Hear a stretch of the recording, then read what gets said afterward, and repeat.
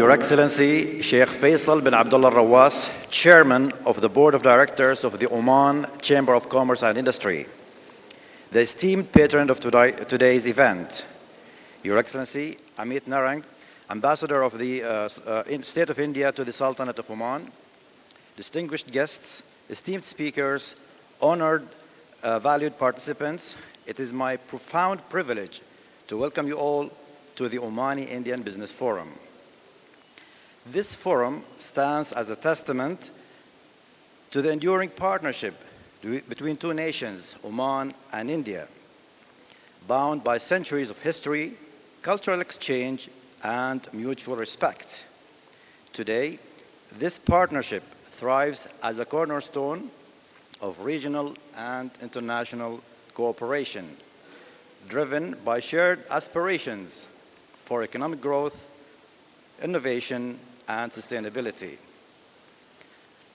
As we embark on this inspiring journey of dialogue and partnership, let us reaffirm our shared commitment to building bridges of opportunity and fostering a legacy of mutual success.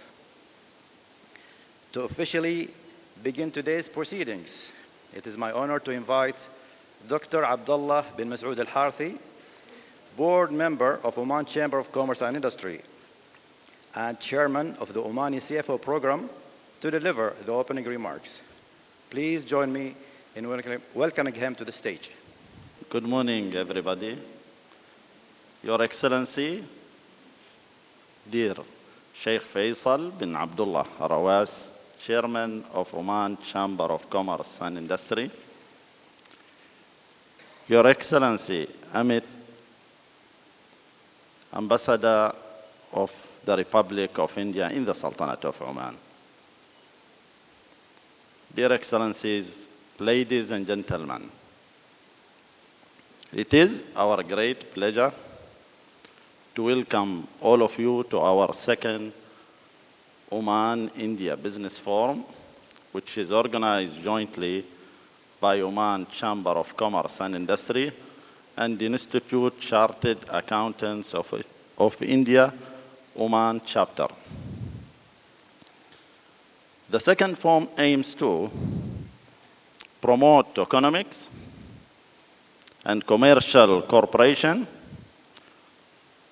also to develop the accountants and transfer of knowledge, and to increase exchange of trade and investments between both countries and GCC countries.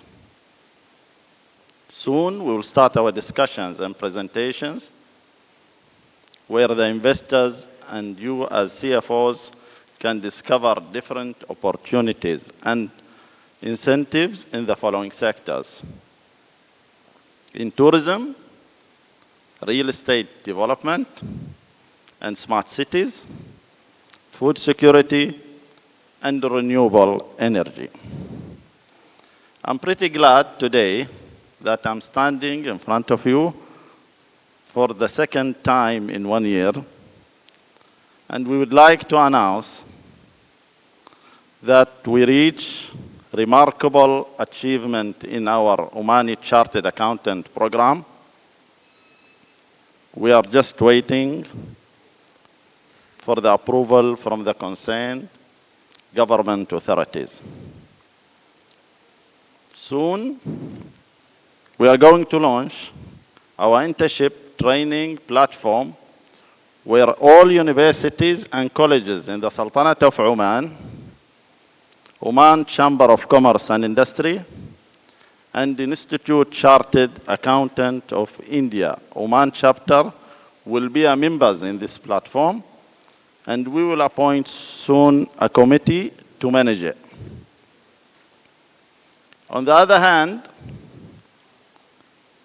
our Omani CFO program, we completed 4 batches where we started in Dhofar, and the final batch was in South Al-Batina.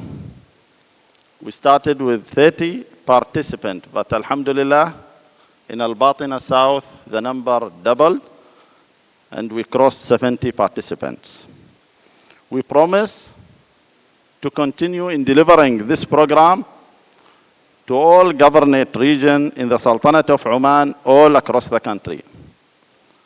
Finally, we thank His Excellency Sheikh Faisal bin Abdullah Rawas, our Chief Justice, Chairman of Oman Chamber of Commerce and Industry. Thanks to Your Excellency, the Ambassador of the Republic of India in the Sultanate of Oman. Thanks to all of you for your generous attendance and participation in this forum. Thank you.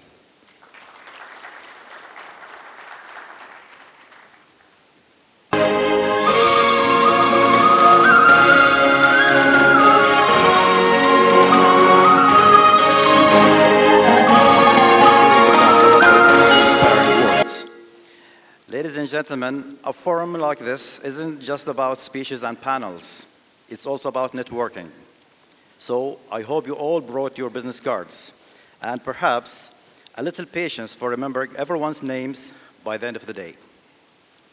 Next, we are delighted to welcome Mr. C.A. Gaurav Kapoor, Chairman of the Institute of Chartered Accountants of India, Oman Chapter, who will share his thoughts on this occasion.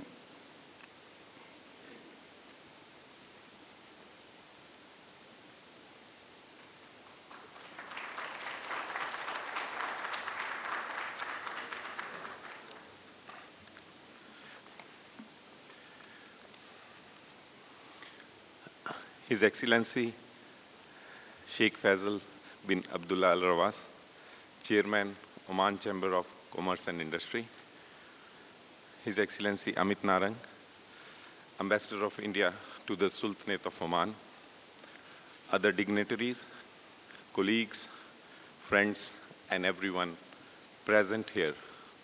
Assalamu alaikum and a very good morning.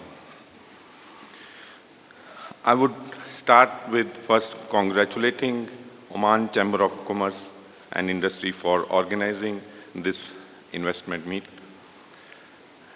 and the Oman chapter of ICAI is proud to be associated with it along with the Indian Embassy. This event offers a unique platform to connect with key stakeholders, fostering collaboration opportunities between Oman and India's vibrant investment communities. The event also offers an exceptional opportunity to expand your professional network, gain insights, and explore new avenues of growth which should not be missed.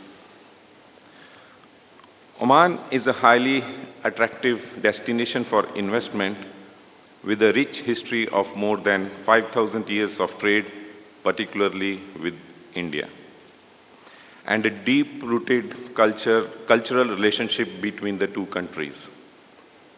This long-standing bond offers a foundation for robust business connections between the two nations.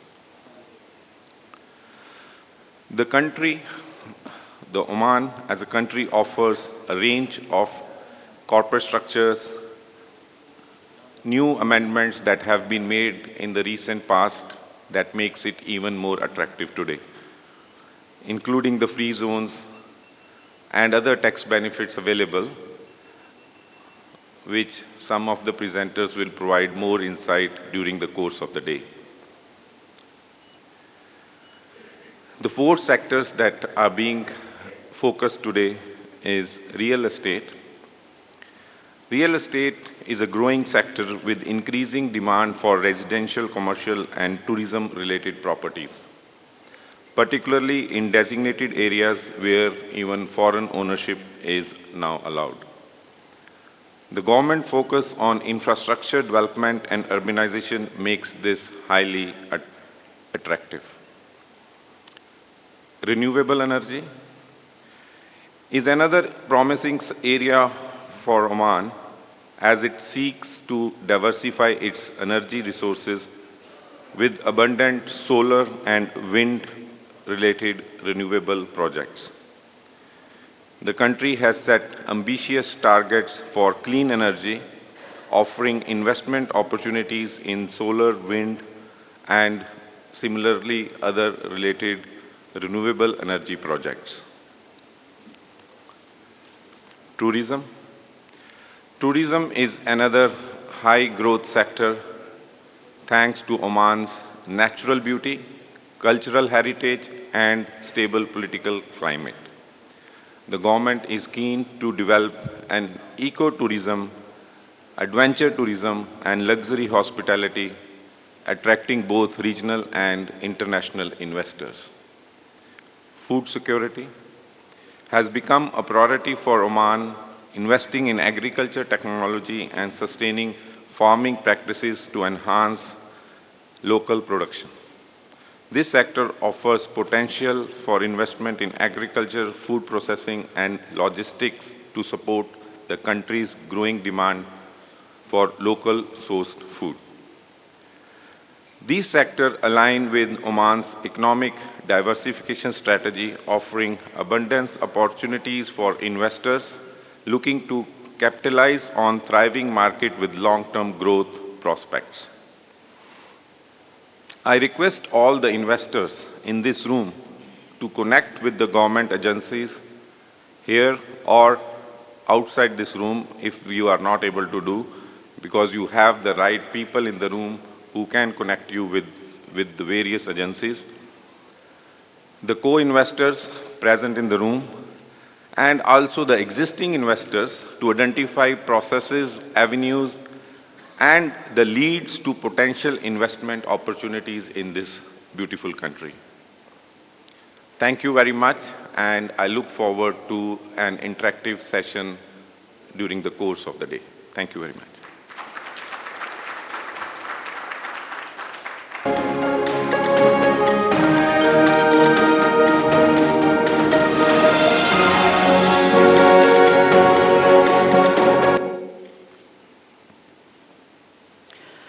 Thank you, Mr. Sheikh Gaurav Kapoor, for those remarks.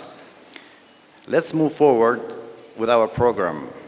Today also marks the official launch of the Student Internship Program, a visionary initiative designed to nurture the leaders of tomorrow.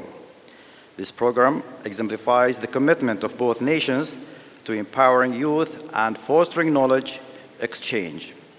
Please join me in welcoming His Excellency Sheikh Faisal bin Abdullah Rawas, Chairman of the Board of Directors of the Oman Chamber of Commerce and Industry, to inaugurate this transformative program.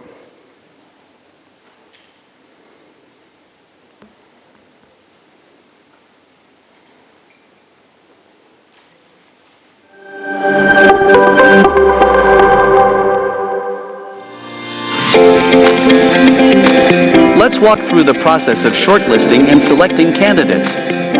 1. Log in. Access the recruitment portal using your CA member credentials. 2. Browse profiles. Review the uploaded student details, including their CVs, academic records, and any additional information. 3. Shortlist candidates. Use the filters to find the right fit for your firm's requirements. 4. Schedule interviews. Reach out to shortlisted students for an interview directly through the portal. 5. Make your selection. Once a candidate is selected, update their status in the system. This ensures transparency and removes them from the pool for others. It's that simple. This streamlined process ensures efficiency while helping you discover the best talent. Thank you for being a part of this initiative. Together, we're building a future of excellence across Oman.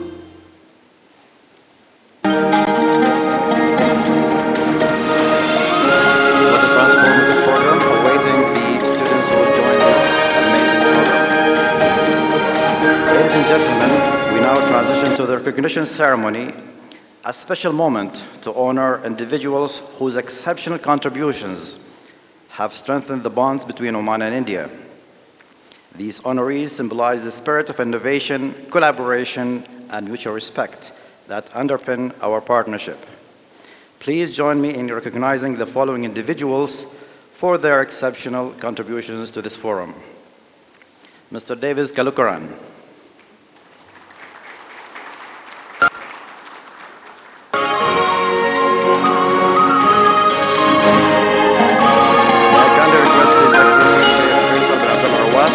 to come forward to the stage to deliver the tokens of appreciation to the honorees.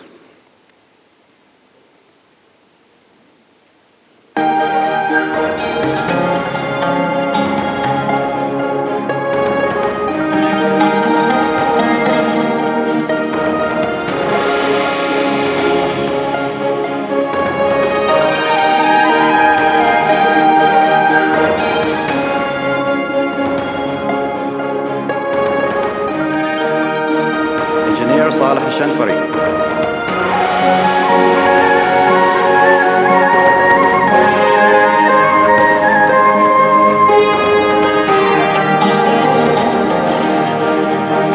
عبد العزيز الشكيلي. Mr. Davis Galutara.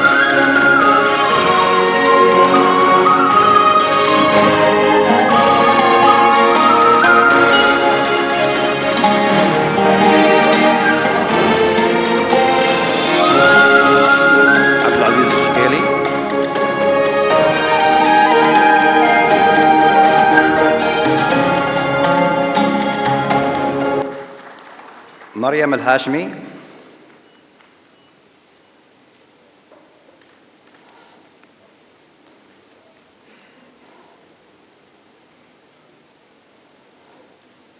مسلم الحارثي.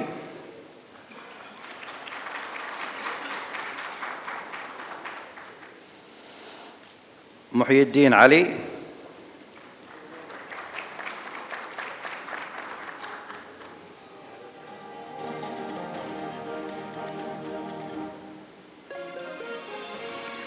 ليلى الحضرمي.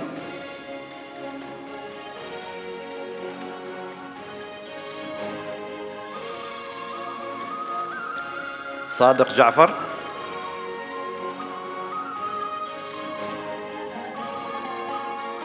ديرين دراج راج.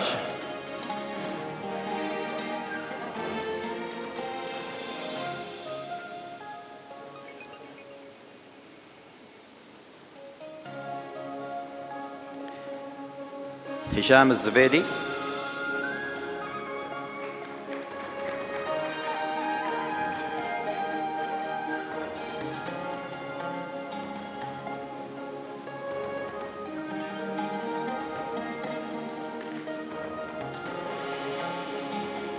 سالم العويمري.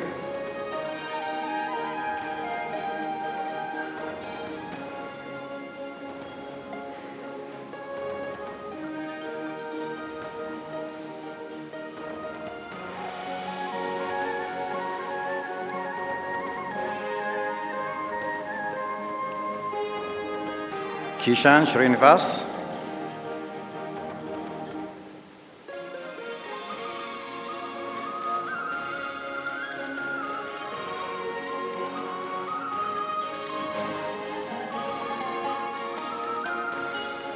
شيماء الحسني.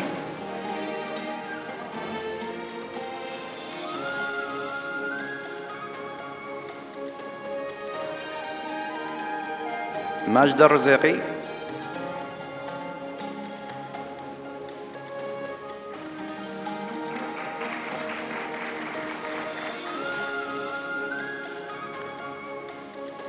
فاطمة البلوشي.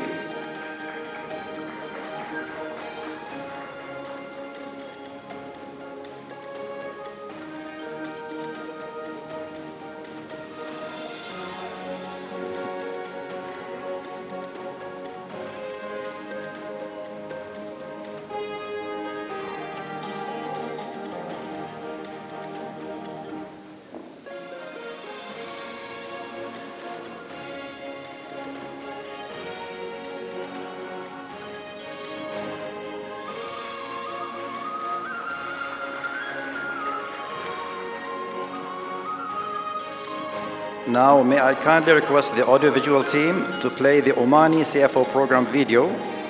In the meanwhile, may I kindly request all Barca CFO program mentors to come forward near to the stage.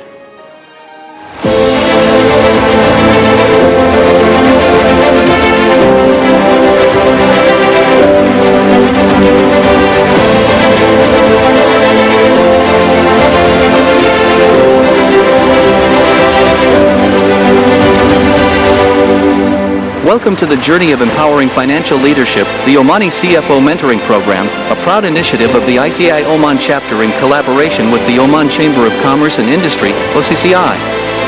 Here, inspiration meets expertise to shape the future of finance professionals in Oman. Launched in 2023, this transformative program nurtures the strategic leadership skills of Omani nationals, creating a platform where tomorrow's chief financial officers are shaped today. Under the patronage of His Excellency Sheikh Abdullah Al Rawas and supported by ICAI leadership, this initiative has already made waves by mentoring over 170 aspiring professionals across Salalah, Muscat, Soar, and Barka. With a meticulously crafted curriculum developed by over 40-plus seasoned experts, the program spans 8 comprehensive modules, from resource management to strategic business planning, offering a holistic approach to financial leadership. Module 1, Knowledge about the company and general understanding. Module 2, Existing financial and accounting system. Module 3, Resource management activity. Module 4, Operation management. Module 5, Funding and its management. Module 6, Budgets and strategic business plans and risk management. Module 7, Revival of SIC units and investment strategy.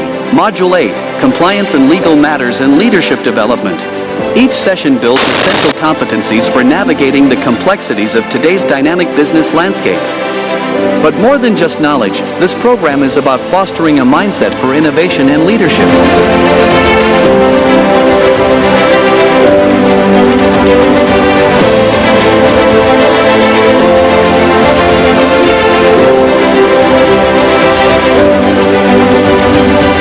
At the heart of this success are our dedicated mentors.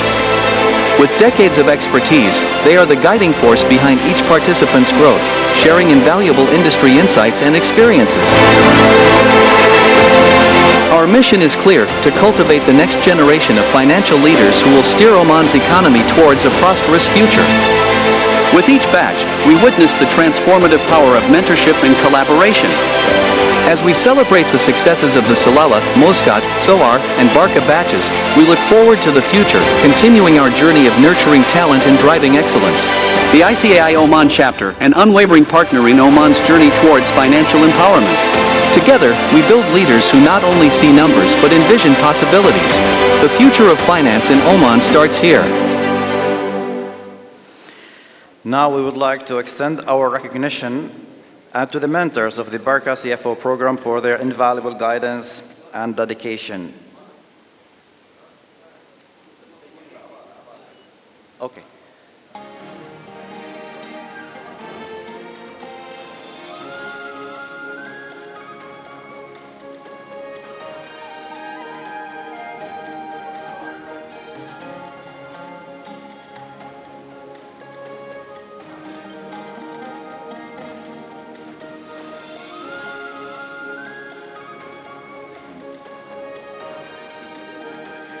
بعد هذه الجلسة لا ما presentation على الويب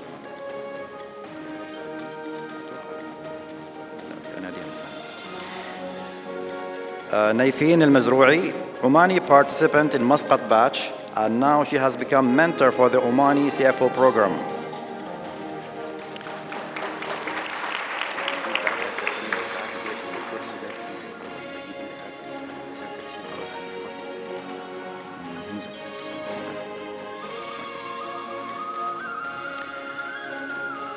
Asta Ranjan.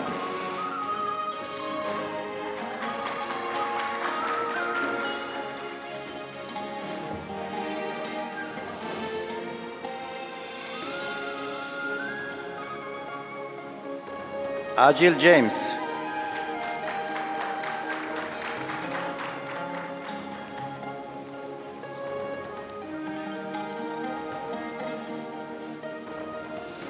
Anup Matthew.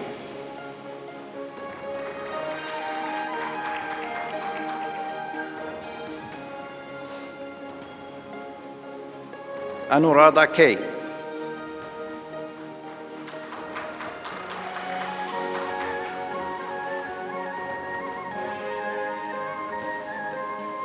Badri Narayan.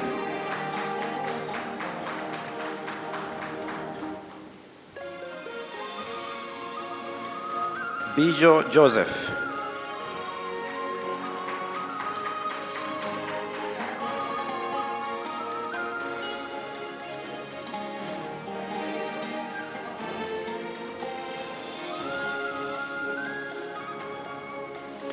Devesh Sharma.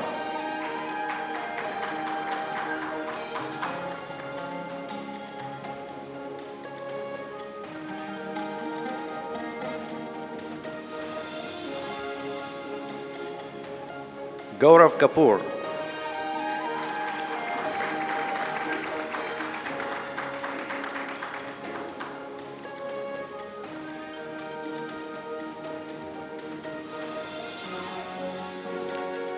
Globin Thomas.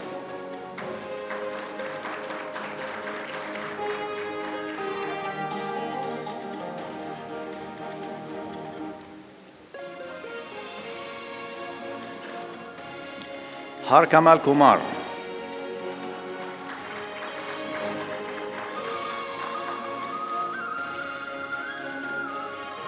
Jignesh Shah.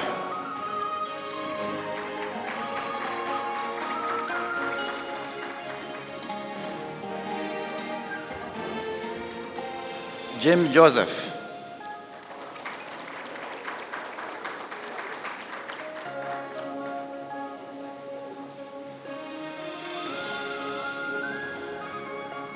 Joby Joseph.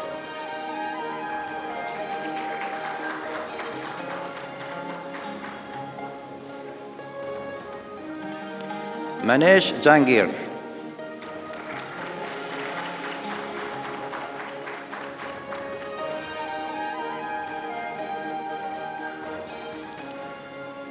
Nat Vora.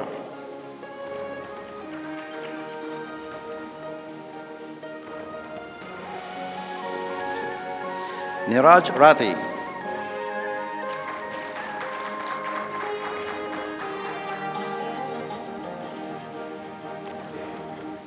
Ramya K.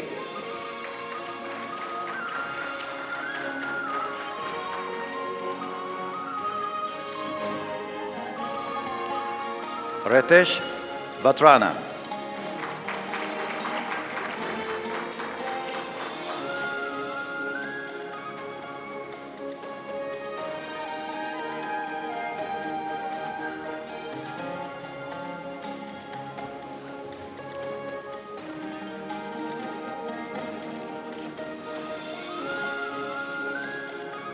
Robin Paul.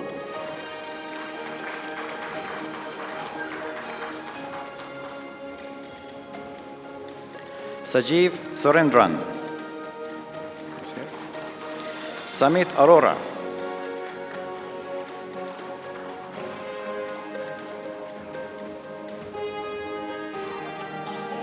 Sangeetha Suresh.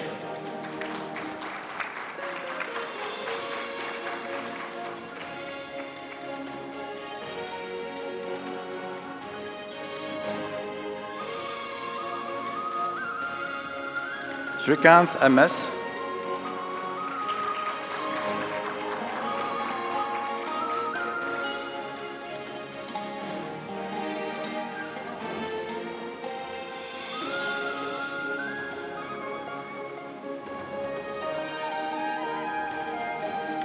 Sujal Shah, Omnesh Baumi, and Vishal Yunka.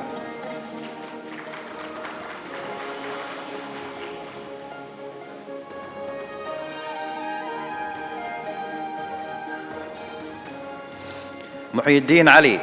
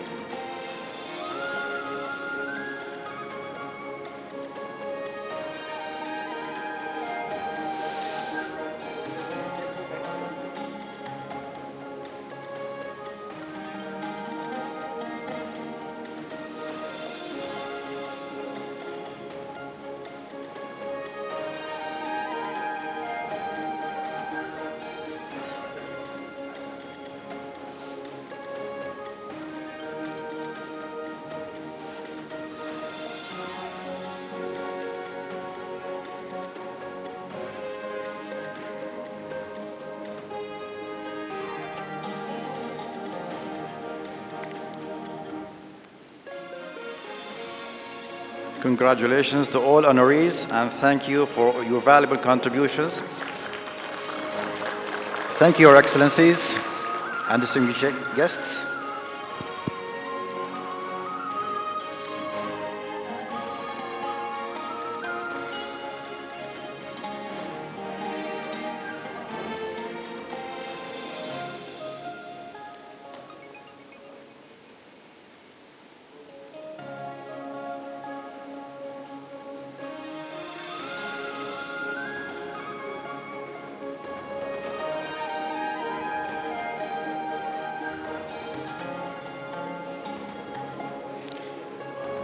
Okay, بعيد الفيديو يعني.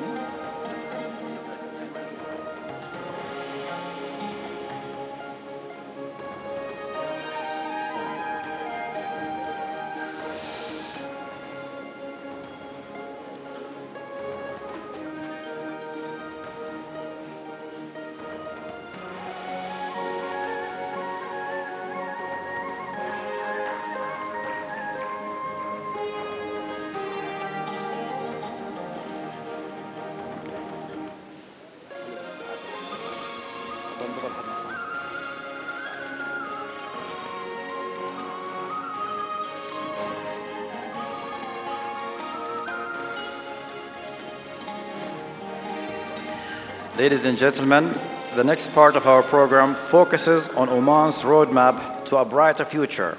It is my pleasure to invite our esteemed speaker, Sheikh Al-Hassani, to present Oman Vision 2040, a comprehensive plan to drive economic diversification, global competitiveness, and sustainability.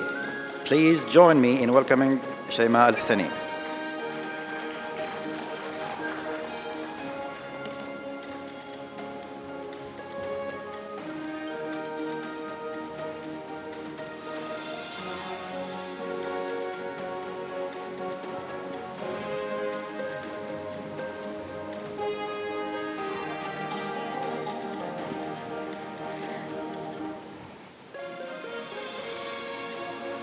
Good morning, Your Excellency, distinguished guests, ladies and gentlemen. It is a great pleasure to be part of this forum today, representing Oman Vision 2040. And I would like to first thank ICAI for this great opportunity and for hosting this event. My name is Sheikh Al-Hassani. I am working in Oman Vision 2040 Implementation Follow-up Unit as a business development specialist, specifically in the priority of the private sector, investments, and international cooperations. I know it sounds a bit long. When we talk about Oman Vision 2040, we feel like we're telling a story of an ambitious people who always wanted to see Oman as one of the developed countries.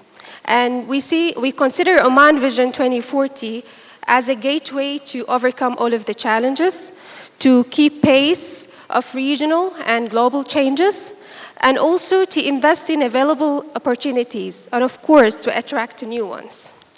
The process of preparing Oman Vision 2040 started back in 2013.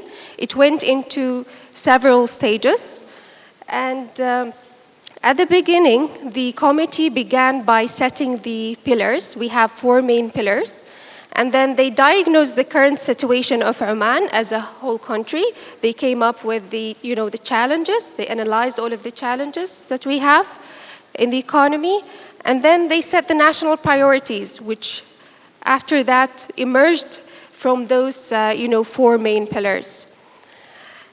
And all of this was done through a broad community participation. As you can see, 41,000 people participated in preparing Oman Vision 2040.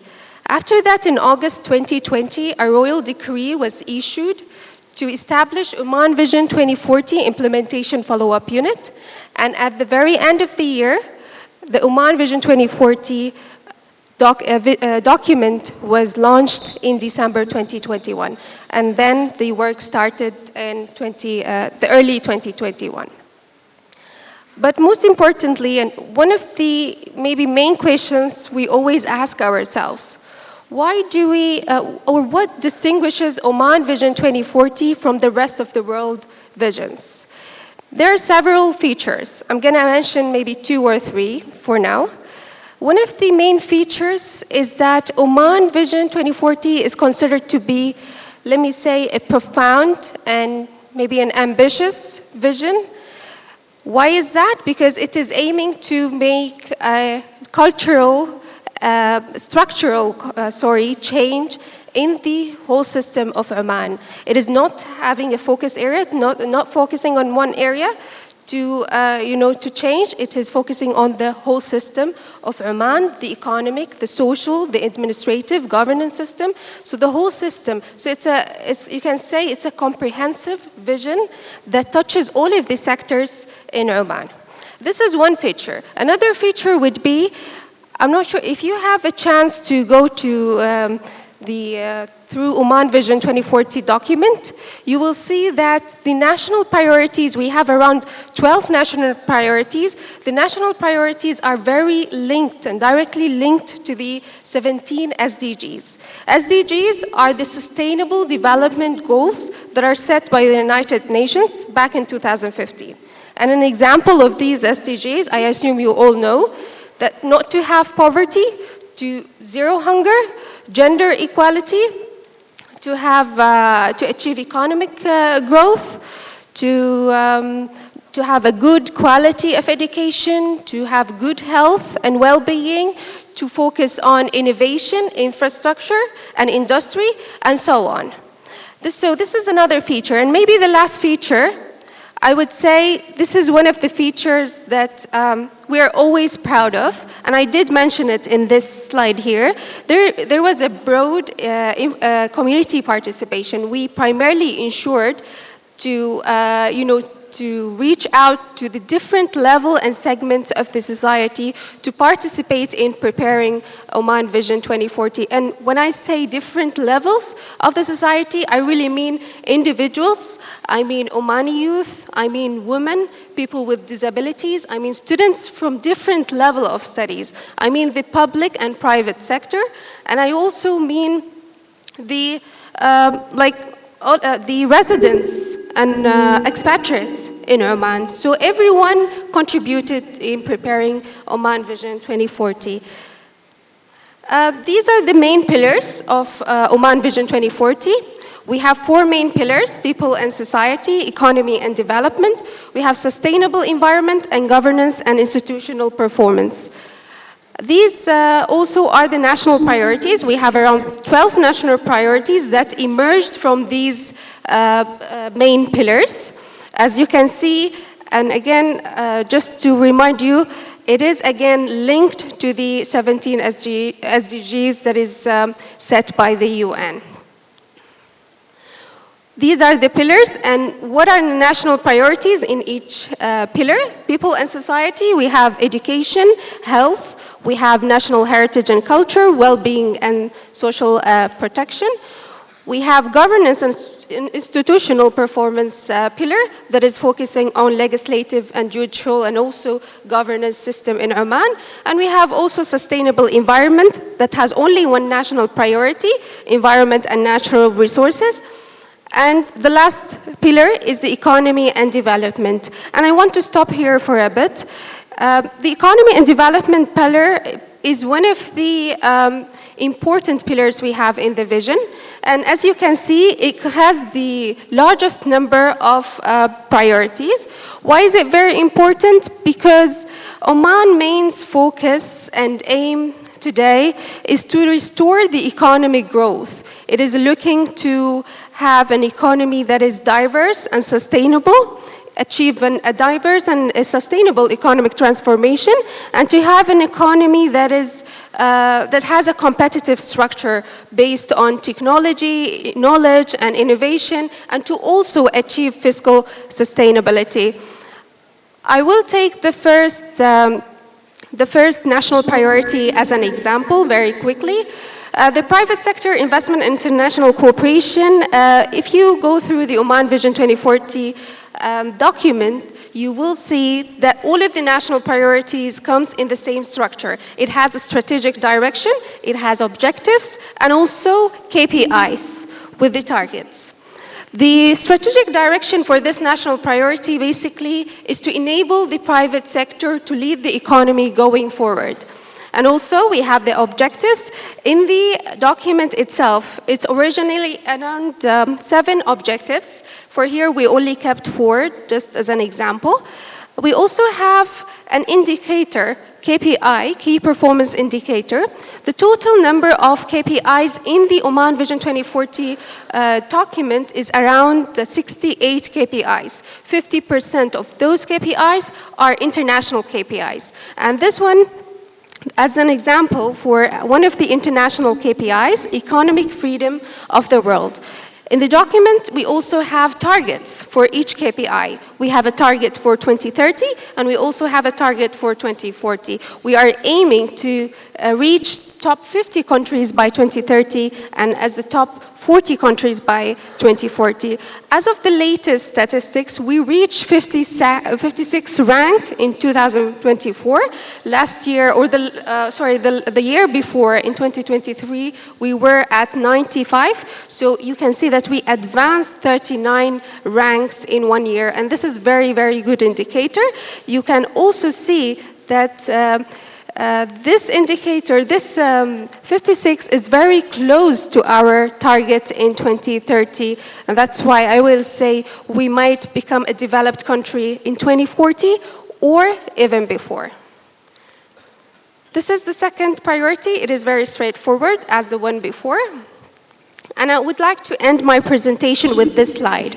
So apart from the pillars we have and the national priorities, we also have something we call national programs.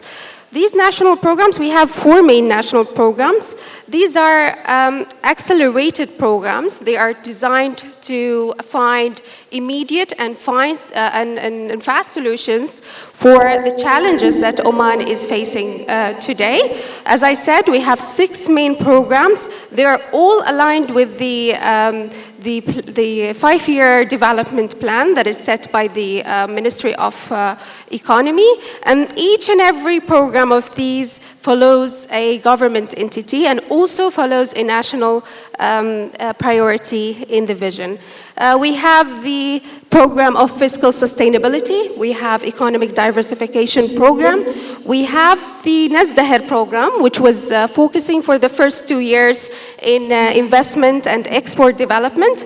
And then now it is focusing in private sector and foreign trade development. From here, you can see that these programs are very flexible. Depending on the current stage requirement of the economy, we change the work of scope for these programs. We also have an employment program. We have a program for zero carbon neutrality, which is to be achieved by 2050, and also the digital transformation program. This is a quick brief about Oman Vision 2040. I hope it is clear enough. If for more information, again, you can always go through the Oman Vision 2040 Implementation Follow-up Unit website, go through the vision document, Oman Vision 2040 document. It's accessible online. I hope you enjoyed the rest of the day. Thank you.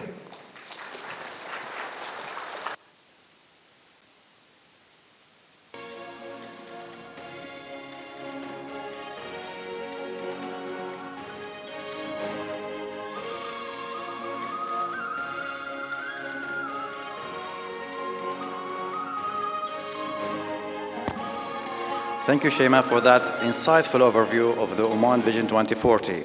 Next, we delve into the opportunities that make Oman a prime destination for global investment. This presentation will showcase the incentives, advantages, and dynamic sectors awaiting investors. Please welcome our next speaker, Fatma Al-Baluchi.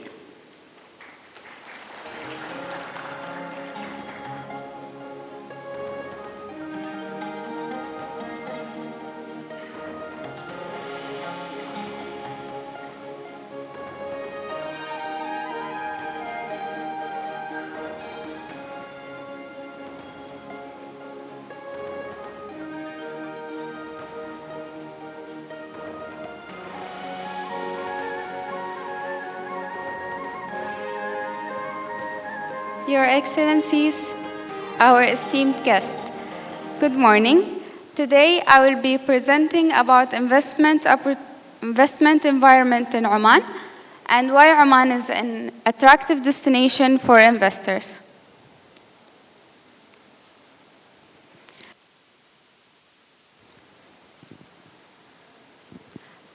First of all, Oman is a coastline country with a coastline of 3,100 kilometers. Our population is 5 million. Our GDP is fueled with foreign direct investment that reached to 65 billion in the fourth quarter of 2023. One of the most things that a lot of investors look forward when investing in a country is the availability of skilled workforce. Therefore, we would like to mention that Oman's average age is 25, so this will make sure that we have the skilled workforce for your investments. Going to our strategic prime location, Oman can cover up to 59 million consumers among GCC countries. We have signed FTAs with a lot of countries, and this can be a competitive advantage for investors as they can take an advantage of this. We have FTAs with United States of America, EFTA countries, GCC countries, Arab countries, Singapore, and South Korea. Also, there's a lot of agreement that's going to be signed. The two agreements that are going to be signed shortly is an agreement with India and another agreement with UK. Also, we are a global connectivity hub, as we can reach to a lot of major cities within few hours of flight. This also can be a competitive advantage for a lot of investors as they, when importing their raw materials and exporting their final products. When coming to economic stability, Oman has a promising economic stability based on global agencies such as Fitch Rating, Moody's, and Standard & Poor's. Our rating has been changed in the last 2 months from stable to positive, which makes Oman the only country that they have increased their rating 6 times in the last 2 years.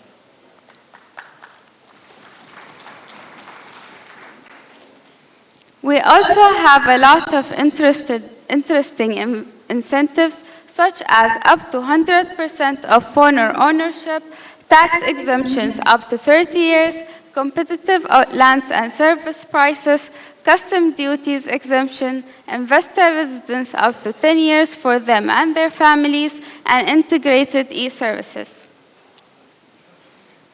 Going to industrial economics and free zone, such as Salalah, Suhar, Duqm, and Al-Mazyuna, they have already attracted more than 52 billion USD dollars.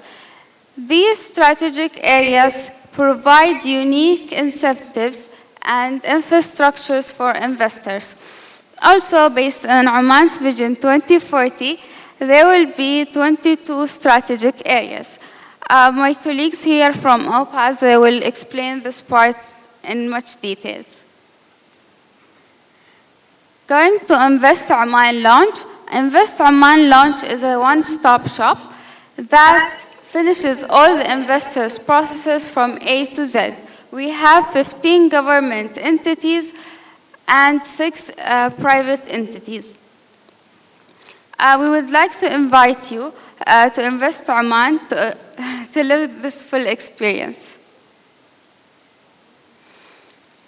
Going to the sectors, based on Oman's Vision 2040, we have targeted several sectors regarding of investment.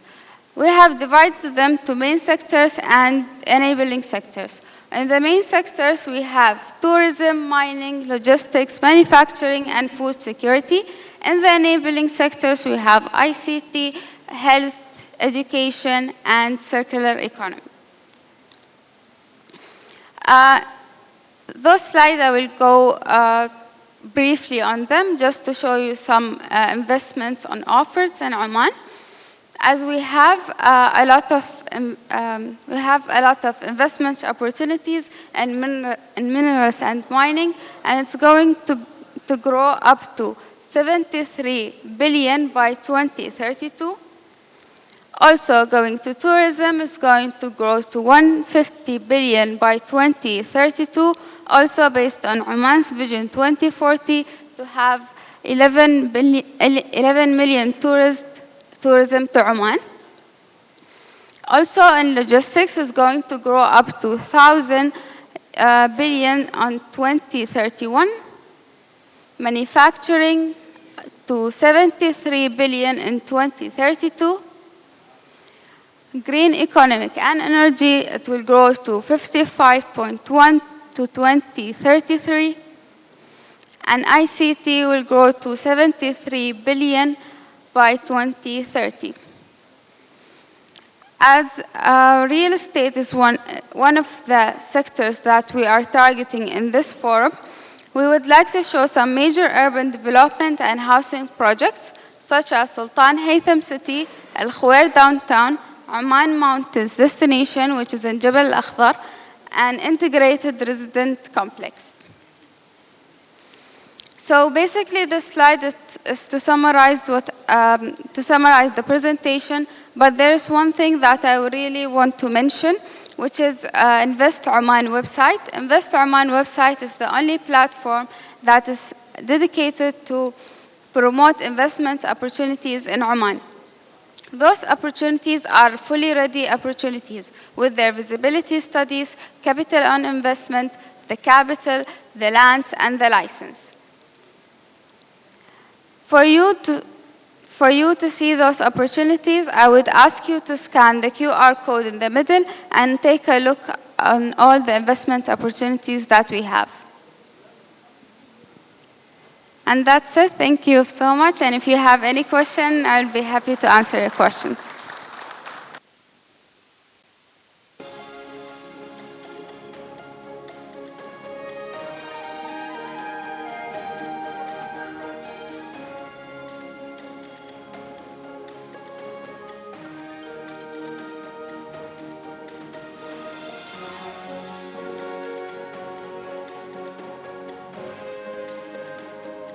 Thank you, Fatma, for your informative presentation.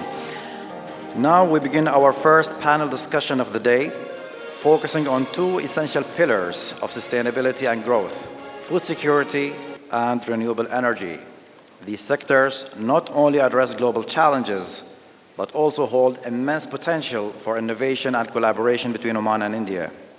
Moderating this session is Mr. Davis Kalukuran, Deputy Chairman of the Foreign Investment Committee at the Oman Chamber of Commerce and Industry. He will be joined by an esteemed panel of experts. Mr. Davies.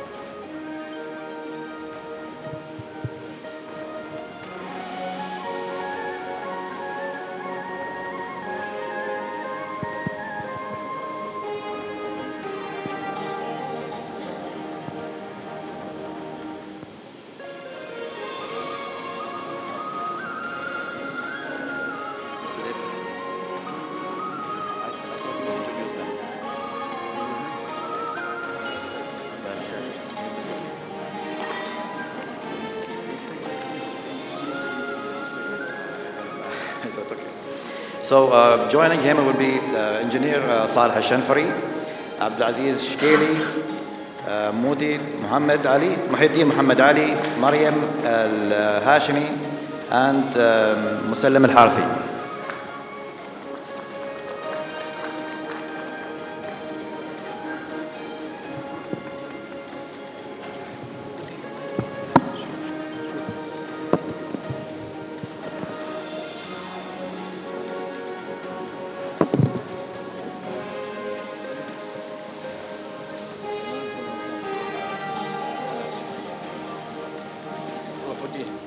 انت تعرف مشغلك.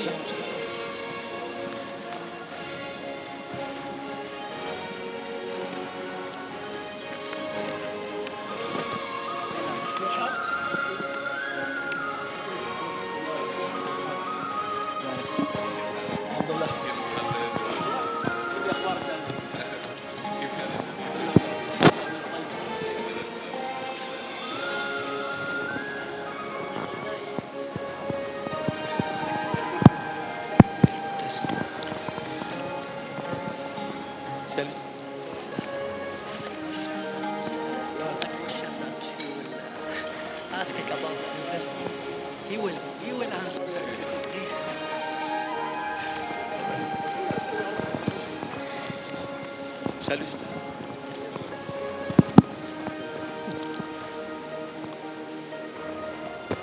Good morning, Your Excellencies, distinguished guests, ladies and gentlemen.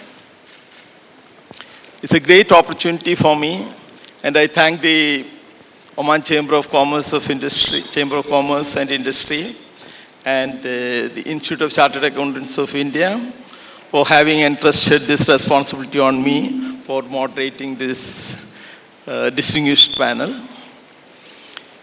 We have eminent personalities here, distinguished citizens of Oman who are well aware of what is happening in the economy and how the development process is going on.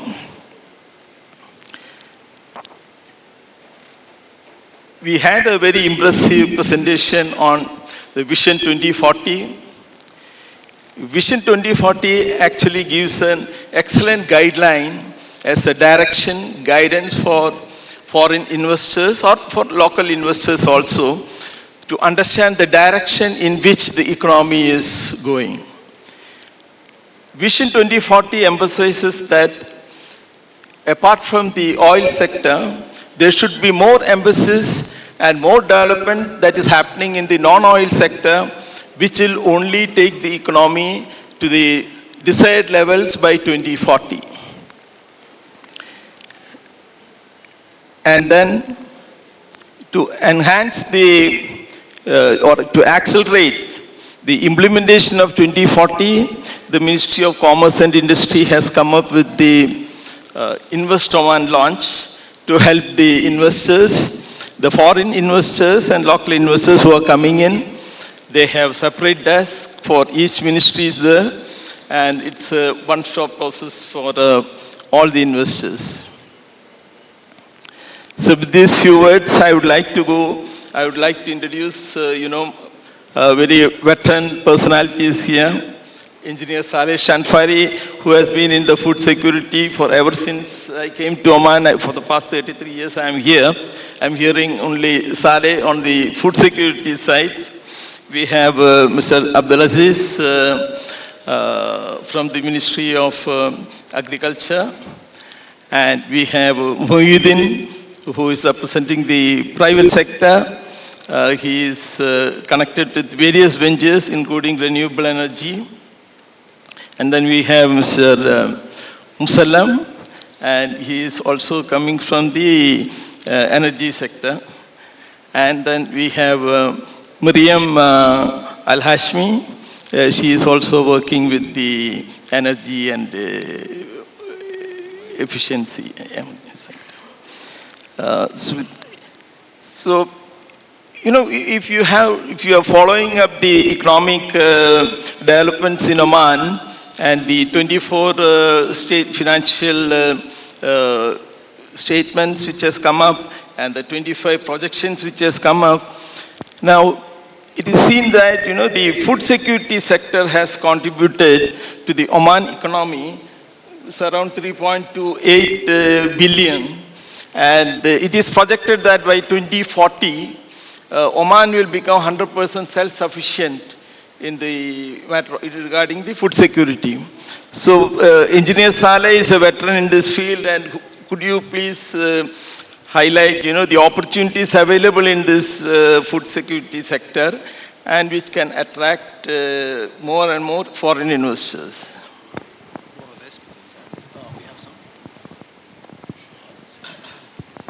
Thank you. Thank you. It's okay. Thank you very much. Assalamu alaikum wa rahmatullah. Good morning to all of you. Thank you very much for inviting me to this panel session. And regarding the question regarding food security opportunities in Oman, especially for the investment sector. Let us start by a little bit of an introduction to the definition of food security. UN FAO defines food security. It said food security occurs when everybody in the society have access to sufficient, healthy, affordable food, which is the case in Oman. Today, as announced yesterday, Oman is the lowest cost in terms of the food basket. That was announced yesterday.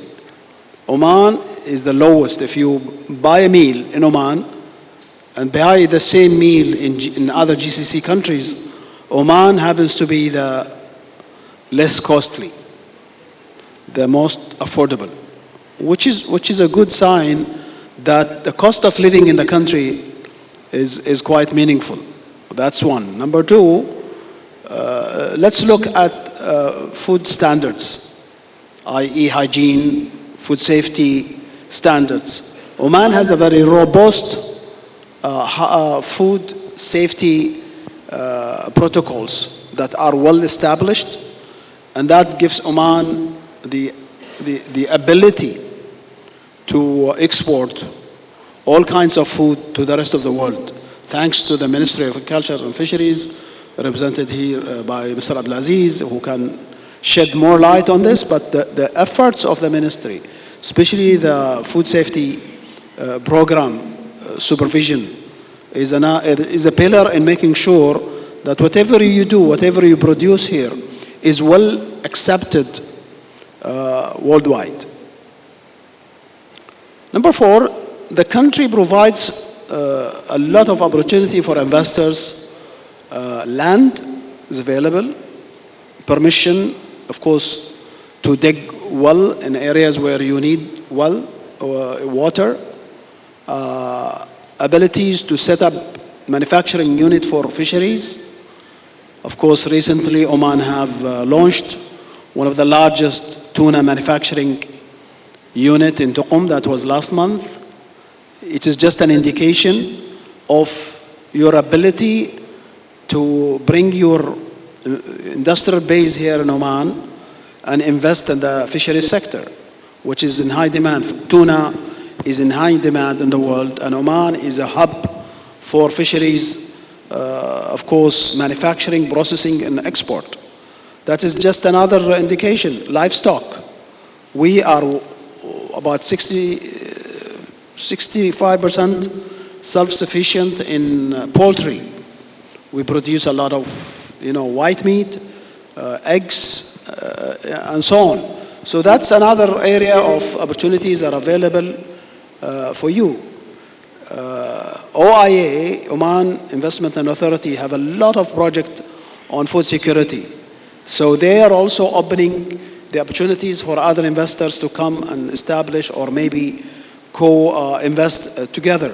The existing projects that are listed, non-listed in Oman, they are also available for foreign investors to come and share opportunities, share the experience, maybe look at other GCC as a market, have your own industries here, or maybe your own farm here, and maybe your production unit here, and you will find it very accessible to use the logistic facilities available here in Oman, say the road between Oman and Saudi Arabia, which takes you no time to take your containers directly to Riyadh from Muscat. So these kinds of opportunities will make Oman is the best fit for your own investment.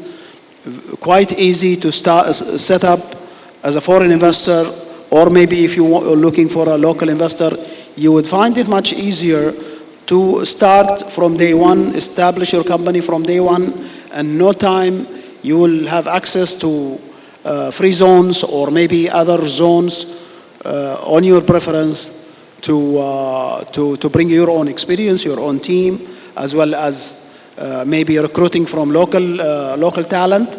And you know, I'm sure you would find it lucrative to start the food security projects here in Oman. Anytime, any support from our side, ministry is here to help you. We're all here to support you. Thank you very much.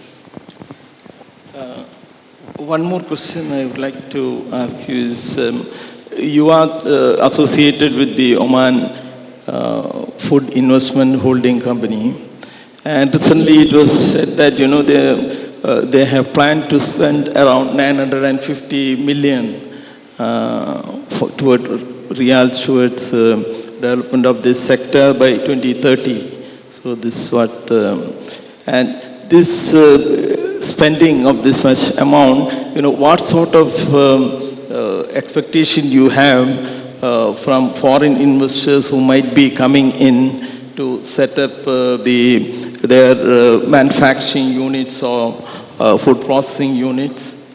See, when Oman is open to everybody, that is quite clear to all investors who have started their manufacturing here in Oman. A foreign investor would definitely come with know-how. That is quite important. He will have to bring something new to the country. So, i.e., when you say we will do this, we'll see, you know, what value addition you're going to bring, what kind of new technology you're also bringing to the country. Are you bringing markets with you? Do you have already access to markets, or you want us to help you assess these markets? We also expect you to bring your talented team with you. Okay, so there should be some kind of experienced team to come here and also to help and maybe share that experience with local talent, and also to abide by the rules and regulations of the country. You have to understand what is the business structure here, what is the ecosystem, what is the taxation system that you have to follow. Other than that, I think it's quite an even playground that everybody can compete and everybody can come and start positively. We're here to support, we're here to help, and whenever somebody is very serious about an opportunity, please join us in the Chamber of Commerce, Ministry of Agriculture, or Ministry of Trade and Commerce, and Investment. All these institutions are here to help the investor to start to establish in Oman as 100% ownership or partial ownership. Mr. Abdulaziz, you have been working with the Ministry of Agriculture for quite some time now. We would like to know, the new initiatives and the legislation which brought out by the government of Oman to facilitate more ease in doing business in Oman. Could you just elaborate on that? Thank you, Mr. David, and thank you for Sheikh Saleh. Sheikh Saleh maybe mentioned all these things about how to start a new business here in Oman. Now the ministry is starting to prepare the infrastructure of this type of investments, and as we listen to and see the presentation that was present to the audience about Oman visions and also Invest of Oman, these align with the ministry also about what type of opportunities that we have it here in Oman, and it is for the all investors, and these investors can come here in Oman and invest easily by looking for this website, and in this website in Oman, Investor of Oman, we have all the opportunities, full opportunities for the sector of in the food securities. So we have opportunities in agriculture, so we have opportunities also in fisheries sectors, and the lands there, the opportunity is fully theirs, and we promote that for all investors to come and invest in Oman. We are already, we have a full team that we support any investors looking for opportunity here in Oman. Thank you. And one more thing which I wanted to ask you is, the fishery sector forms a big component of the food security in Oman. And it is stated that, the current GDP being contributed by the fishery sector to the Oman GDP is about 2.5%.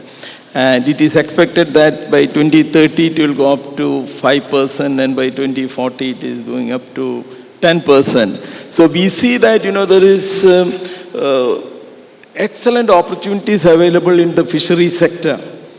Okay, mainly it's not, while the fish catch is limited because of the regulations and things, but there is excellent opportunity for food processing. The value addition services, which in certain quarters, which I heard was, the value addition which is made into the seafood in Oman, it can be increased multifold, which is likely to give excellent employment opportunities and also export opportunities for the government. So could you just explain on, the opportunities available in the fishery sector in the Sultanate? Yeah. Okay, can I contribute for this question? Maybe I will hand over to Sheikh Saleh also. Now Oman is looking for non-oil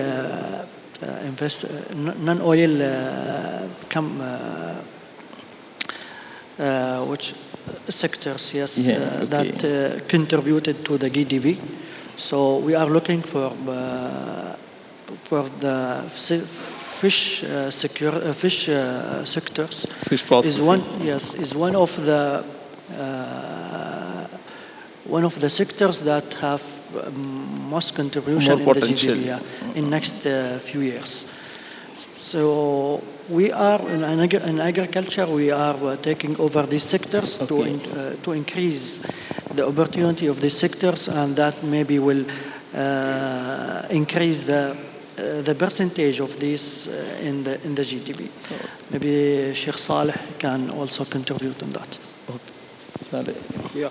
Oman has established as a very unique investment arm, which is FDO. FDO, Fisheries Development Oman, is a major vehicle for all kinds of investment owned by OIA, now part of NITAJ, which is the food security vehicle for the country that I was previously heading as a CEO. That group had a lot of opportunities available for investors. Okay. FDO, so if you go to their website, FDO Oman, you would find a lot of these opportunities available, either existing projects which are available for investors, or new projects that an investor can come. They will join hands with you to establish your project in no time. So they have a fully experienced team. They have their own fishing fleet, which is one of the largest fleets in the world, highly equipped, and a highly sort of talented manufacturing team, as well as sort of fish catching, permits and everything. So maybe the best thing to do, instead of starting anew, is to go directly to FDO Oman and then, of course, start looking at the opportunities available with them if you are interested in this sector. But as Abdulaziz said, we're all here to support you in your fisheries project, food security projects, and what have you. Okay, thank you. Okay. And this Mohideen, you are involved in various industries from the private sector. You are also on the fisheries side, I understand. As an entrepreneur and a businessman in this sector, could you just highlight the opportunities which you have seen here and the support from the government, various agencies, and of course there might be challenges also. So could you highlight on your journey into this area? Sure. Thank you, Davis. First of all, I would like to thank all of the organizers and the presentations. I think we heard a lot of data and numbers about Vision 2040, and what comes across with all of this, there might be some numbers that will convince you, but as an entrepreneur, after all of these numbers, there is a feeling you have to have. And one thing in Oman is clear and has been established for the last hundreds of years, is that even under the leadership of late Sultan Qaboos bin Said and under the renewed renaissance of Sultan Haytham bin Tariq, there is a stability and peace, and there is a rule of law. As an entrepreneur, after all of these numbers, if you don't have this comfort and feeling that your investment is secure, that there is a rule of law, that there is a warm and welcoming environment, then your sense of comfort and confidence in making this investment isn't there.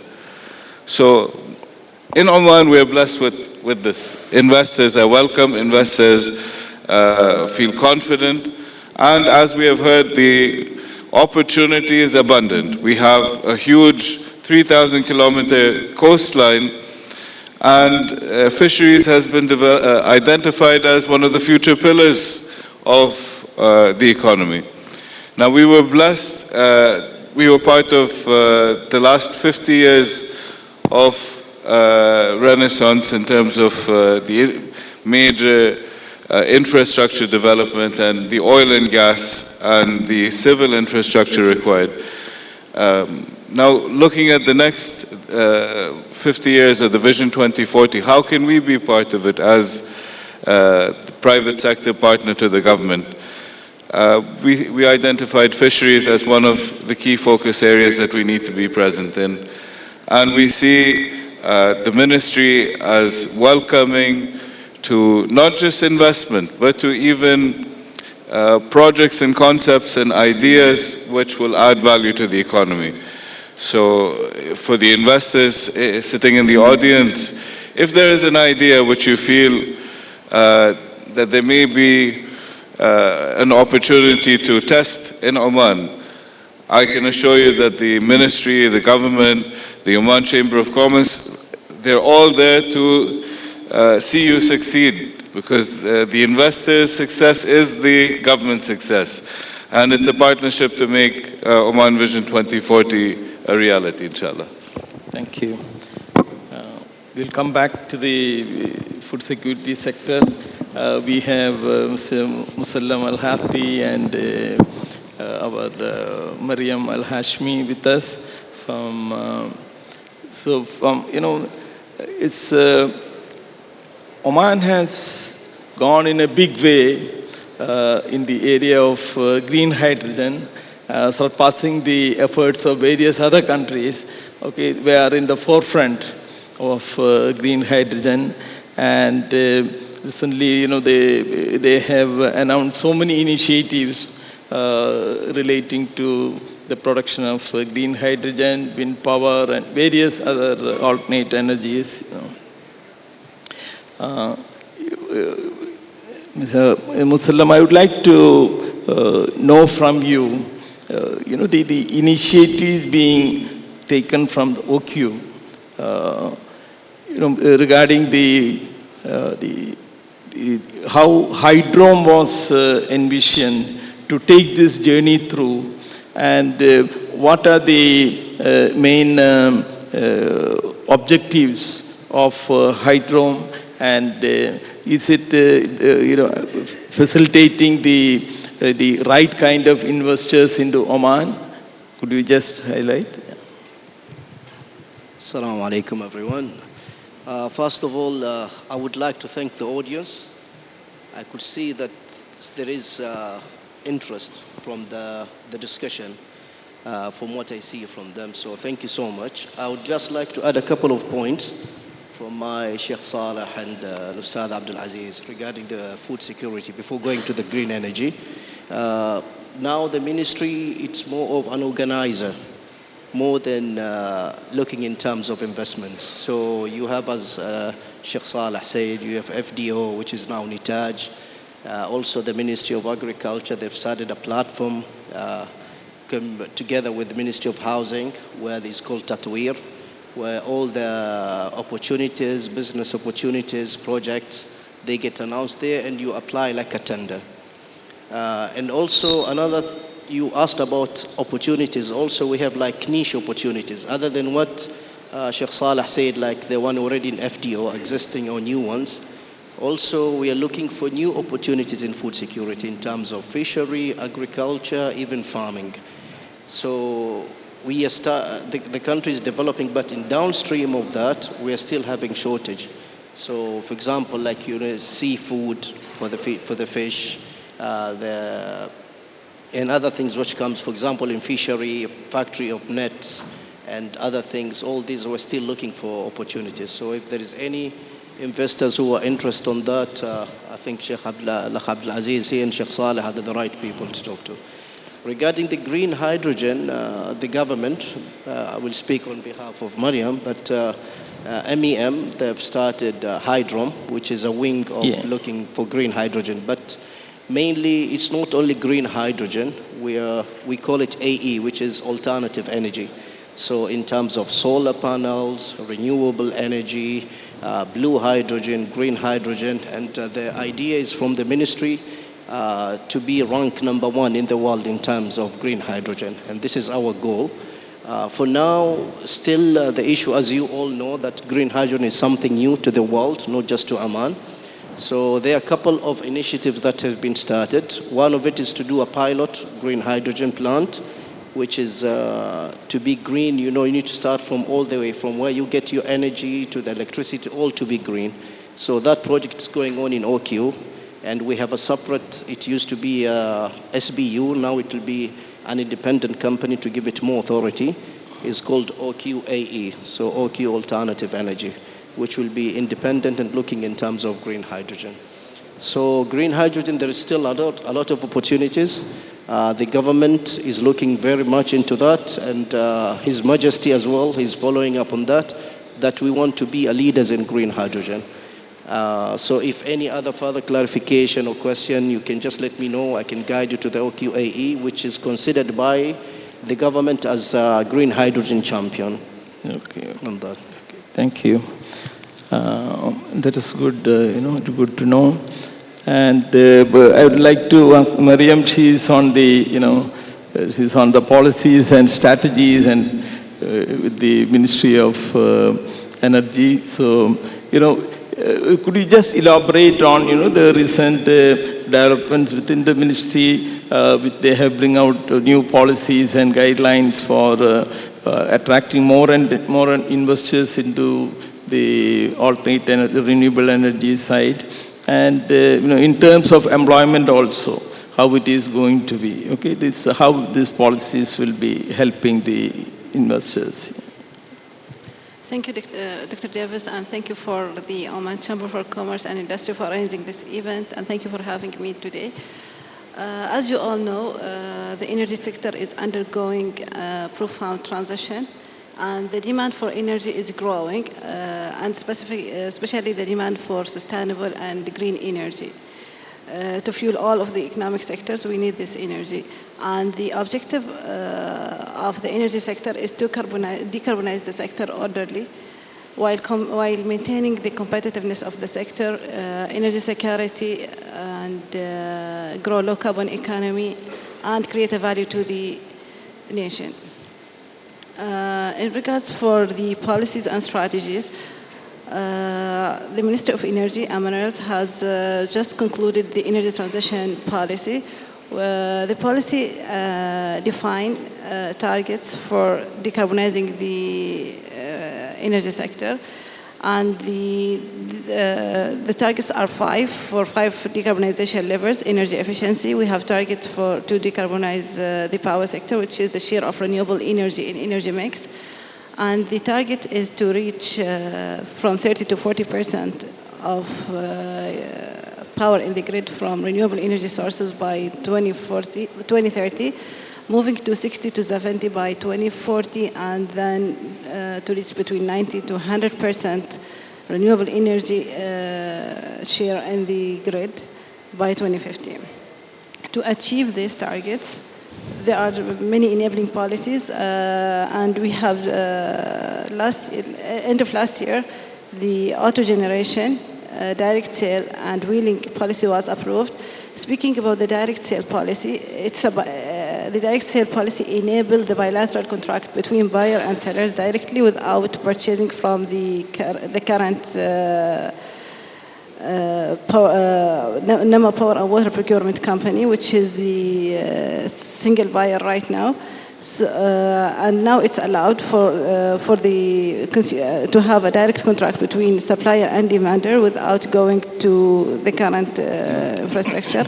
And also it allows the auto generation, it allows the industrial customers to build their own renewable energy facilities if they have the land for that.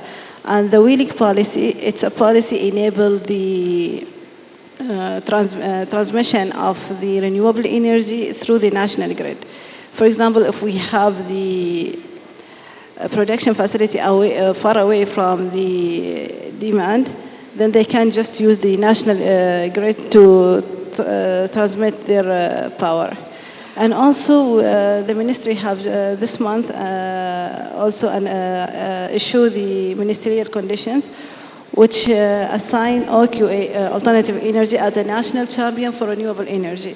So any project above 50 megawatt for the industrial sector, this is different from the projects under NEMA for Power and Water Procurement. It's for industrial sector, which through the direct sale or auto generation should be developed by the OQ alternative energy. Okay. Thank you. This question is Moideen, in the renewable energy side, how do you see the opportunities coming up in this sector? I would say in terms of the opportunity, the downstream, both the upstream and downstream opportunities in the renewable space is immense. To produce the green hydrogen, you need both the solar and the wind. And I think the target that the government has set is to produce 1 million tons of green hydrogen by 2030 and to increase it by about 3.75 by 2040, inshallah. And for the green energy capacity overall, it's about 1 gigawatts by 25 and 10 gigawatts by 2030. So there will be a huge surplus of energy which will need downstream uses. And I see why not both the topics that we're talking about today, food security and renewable energy. The potential for having, say, green aquaculture or green hydroponics, or a lot of interesting ways to green pet foods, for example.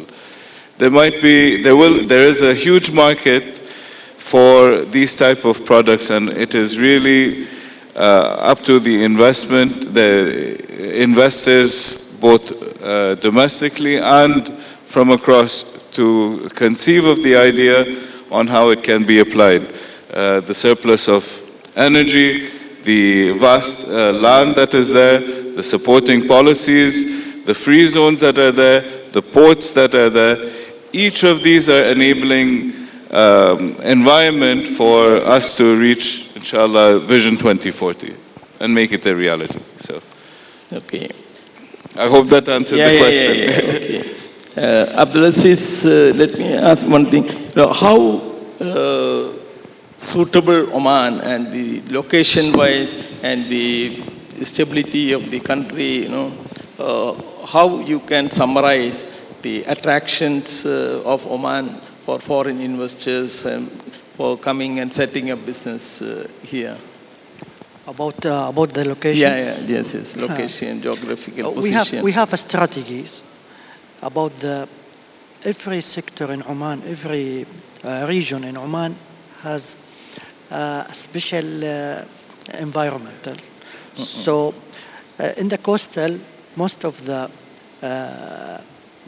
fish investment is in the coastal area. About the agriculture is also located in Dhufar regions and also in some of in Al-Dhahra and South Al-Batna regions, because this area is good for agriculture. Also in Al-Wusta and Al-Sharqiyya, some of animals investments are located there. So these insights give us a clear where our investment and opportunity be there. This is about the relocations opportunities. Yeah, all right, okay, yeah, that's fine. Okay, engineers, this food security, the first thing which comes to our mind is food storage also. Food storage, Food logistics. Yeah. So to that extent, how far is we advanced in the storage facilities and... Yeah, so you're talking about food logistics. As Abdulaziz said, that Oman has a lot of competitive and comparative advantages. So if you talk about food storages possibility, Sohar, for example, has silos already being built there for grain silos storage. So these are some of the opportunities. You can build your own silos there. If you are into grain trade and you want to use Oman as a hub for your grain trade, Sohar would be one of the best fits for your trade with GCC. If you're targeting East Africa, Salalah would be best fit for your silos, for your grain storages, and also for your own distribution, as Salalah has access to Yemen, to East African countries, all these East African countries. And if you're looking at overall Indian Ocean Rim countries where Oman and India are partners, Duqm would be the best fit. So Oman is now inviting a lot of these major state-owned companies from all over the world to establish their food storage in Oman, be it in Sohar, be it in Duqm, be it in Salalah. So that is an opportunity for you, because then you are away from all kinds of conflict and also away from major environmental disasters. As you know very well, where India, a lot of food is lost because of storage, especially rice and grains. So Oman provides that kind of environment because of the, what I say, the competitive and comparative location. So that's one. What also you need to understand that you have a network.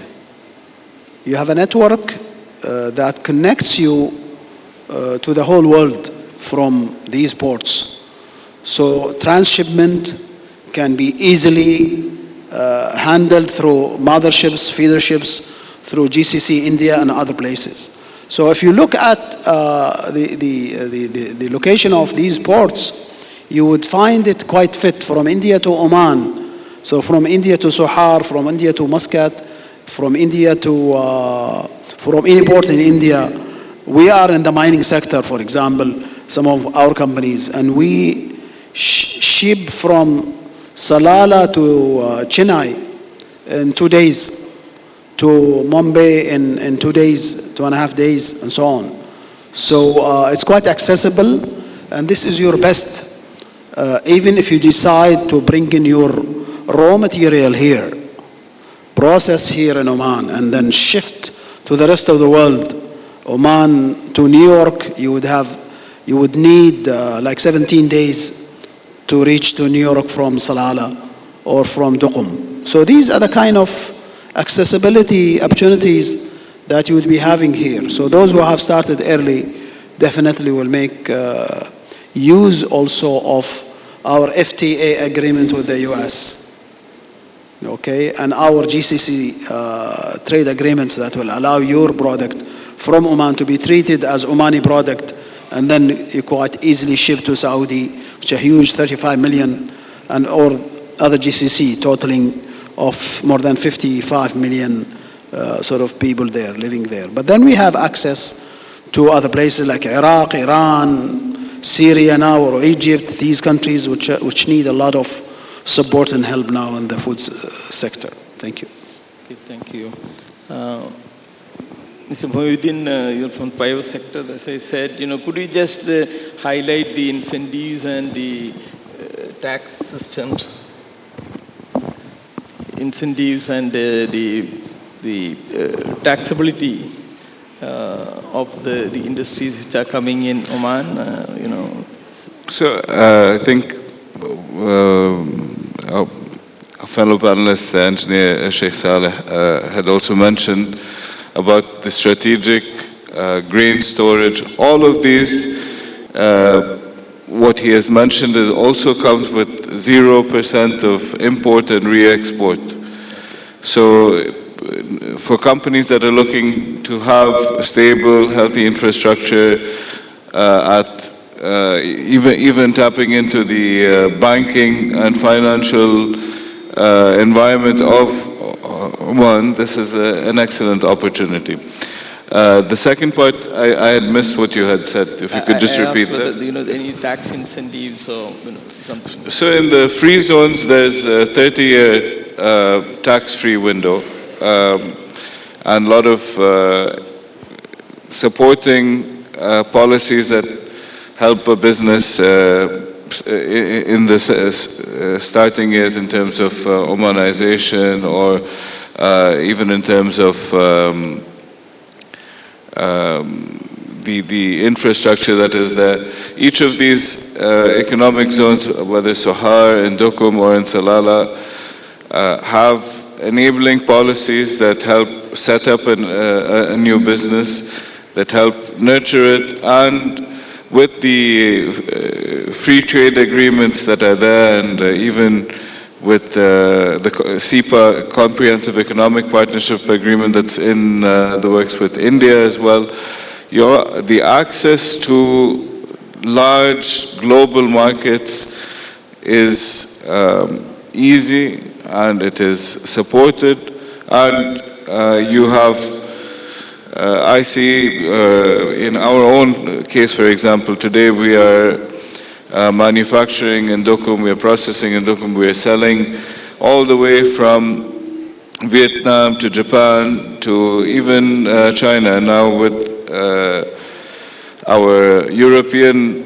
license in place as well, we'll be accessing the European market, inshallah. So we see all of these trading partners see Oman as in a positive light. From political stability, from economic stability, from the warmth that is there. Whenever there's a visit to our facilities, to the country, there's always a positive reception. So again, as I said in the beginning, the numbers mean something and can convince an investor and an entrepreneur. But the feeling that you have and the confidence and the sense of comfort that we have in Oman is a blessing, and that will encourage more and more investment to come into the country, inshallah. Yeah, it's good to know the confidence from the private sector also. It's an excellent opportunities going forward for Oman in the because we are at this level, we can raise it to this level. Big opportunities there. As I said, in each sectors, if I say the non-oil sectors also, which has been envisioned in the Vision 2040, the opportunities are huge. Okay, for each sector. They said, be it in the tourism sector, the energy sector, or logistics sector, because logistics, everything is interconnected. Once it said the fishery sector, the logistics is one of the most important criteria. So we have, as far as Oman is concerned, we are ready. We have Oman is ranked at rank 10 in terms of infrastructure of road transport is concerned in the world. Okay. And our ports and airports are excellent, state-of-the-art facilities. From Salalah to Sohar, Dukkam to Muscat, the seaports are excellent. It's a very viable strategic locations. So we have everything ready here. The infrastructure is ready, and the resources are ready. So the thing is, we are just waiting for the new investors to come, gain more confidence in our economy, and this is what the government is trying to do. It will create more and more employment, and more entrepreneurs will come. Yeah. So, any closing notes from your side, Saleh? Just one point what I'd like to add. It's also in terms of attractiveness, other than stability, also the lifestyle. Lifestyle in Oman is different to the other part of the countries in terms of safety, in terms of lifestyle of the people. That's why you see a lot of foreigners, they take time to come to Oman, but as soon as they come to Oman, they don't like to leave Oman. So this is just, I'd like to inform whoever first time coming to Oman, that the lifestyle is totally different and it's very interesting. See, if you want to enjoy your life, make sure, as Salam said, having a really good lifestyle where your family feels safe, feel secure, feel independent, and feel the freedom to do whatever you want, to feel that you're living in a place where your culture is tolerated, where your life is respected, where your funds are managed by you, where your financial affairs are only run by yourselves, and you don't see around you a lot of policing. This is a place where you can combine lifestyle, you can combine business, you can combine family life, you can do your own entertainment, you enjoy the terrain of Oman, all kinds. While we are speaking now, temperature here in Muscat is around 23 degrees. It is, could be -2 in the midnight in Jabal Akhdar or Jabal Shams. You enjoy all kinds of, those who are here for the first time, this is the time for you to explore.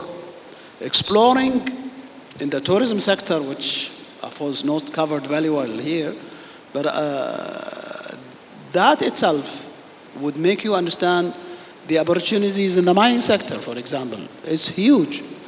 Opportunities in the mining sector is really immense. Even minerals that are needed for the future, for, say, for electric cars, you need a lot of minerals. This is the place where you would find all these kinds of minerals, and they're available for investment. Oman Ma'aden, which is the state-owned enterprise in exploring, in the mining and exploring. We are also ready. We have our own mining company. We also can support you in this sector. In the housing sector, we have Hisham here, Engineer Hisham here, who is the expert and who is supporting the Ministry of Urban Planning and Housing to develop projects, is also here to support us. When you have a mining, say housing sector, we have the experts here to help you. So this is a place, multifaceted opportunities are available. It's only for you to explore. It's only for you to ask, right? And then, of course, Chamber of Commerce is here. You're here to support everybody. We're here to answer also. Thank you.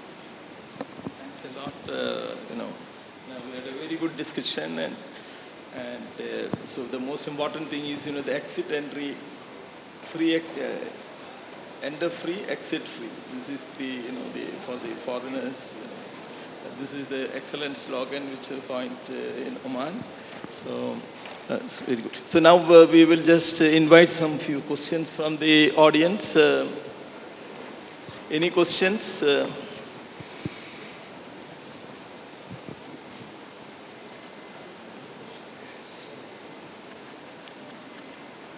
some comments. Hisham, you comment on the opportunities? No, your sector. Yeah, please.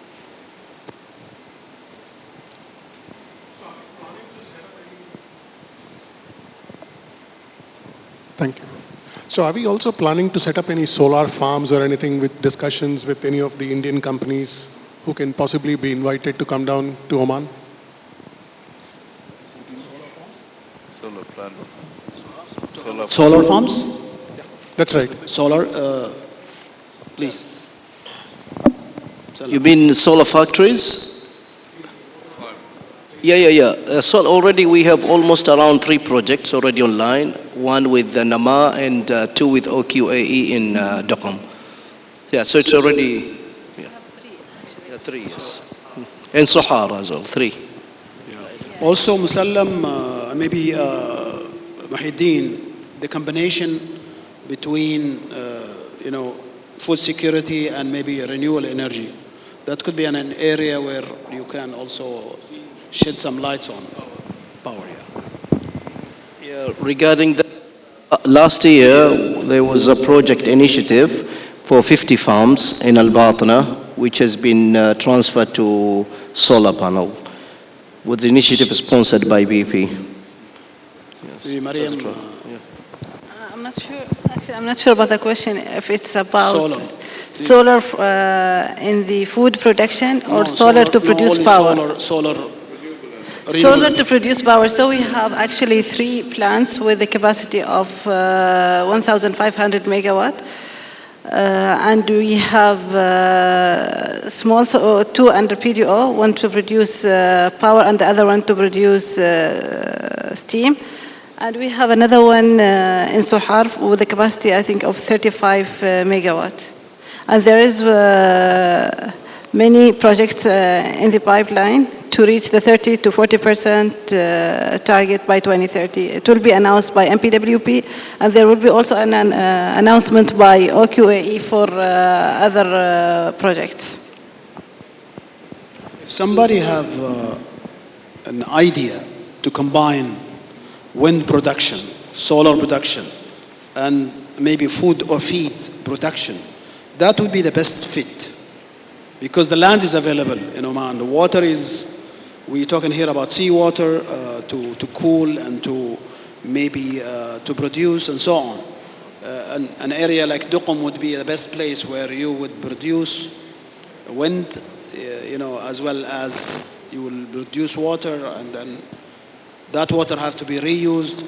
So for example, if you look into microalgae from seawater, huge, there's a lot of R&D already started in Oman, and microalgae is high demand globally for food, feed, and cosmetics and so on. So one have to be really looking at the future and bring his R&D to Oman, work with the relevant bodies, and you would see that this is the best place to do your project. So that's it. There are no other further questions. So thank you all for being part of this.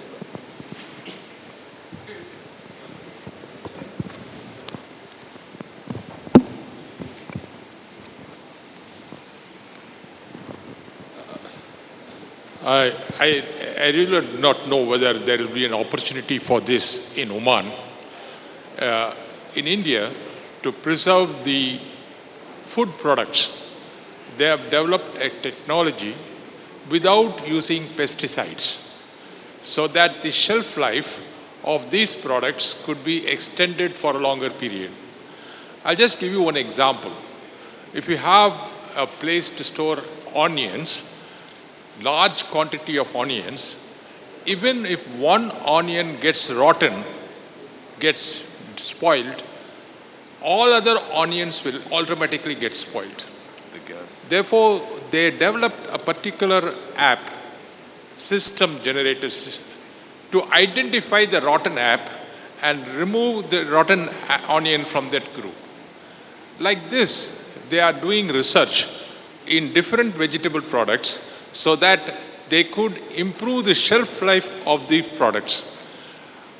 if such a thing is, if they are keen to move to Oman, will Oman be interested in attracting that type of investments? This is a specific industry.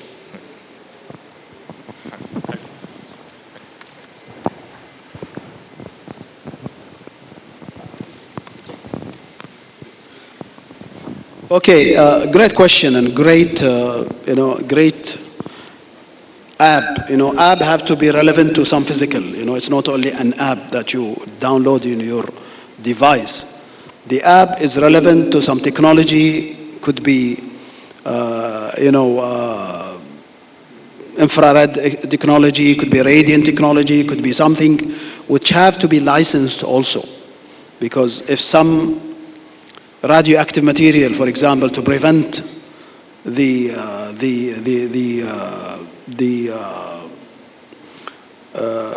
algae from growing in the environment, it have to be also licensed. Because a lot of these ideas, they sound great, but when it comes to application, there's a lot of regulation that controls what you can do with the onion.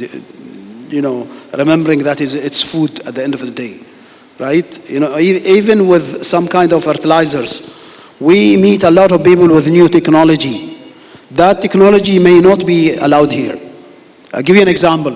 Some fertilizers that are currently manufactured in India, coming from, say, industrial gypsum, which is required as a fertilizer.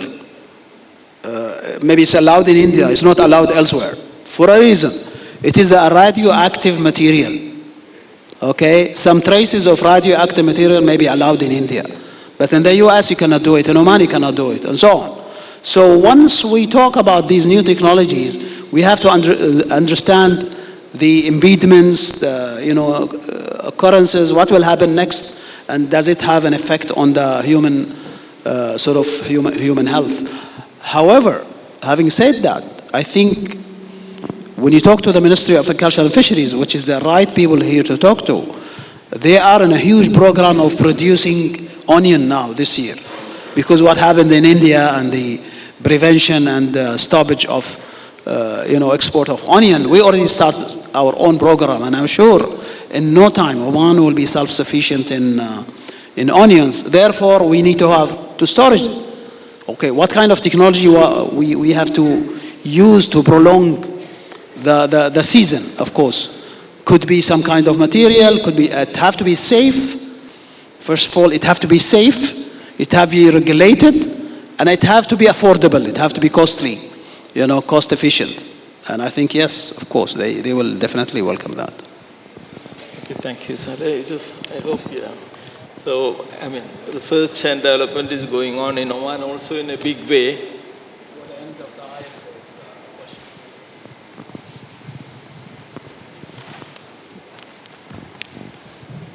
My question to Engineer Saleh. Actually, a big parcel of Oman's land is desert area.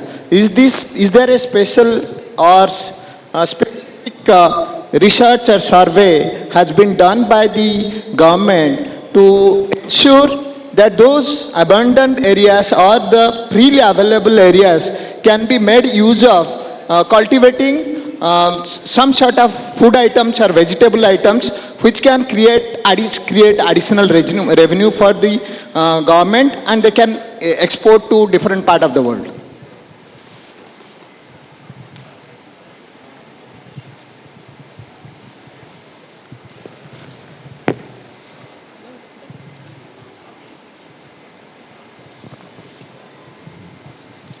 Okay.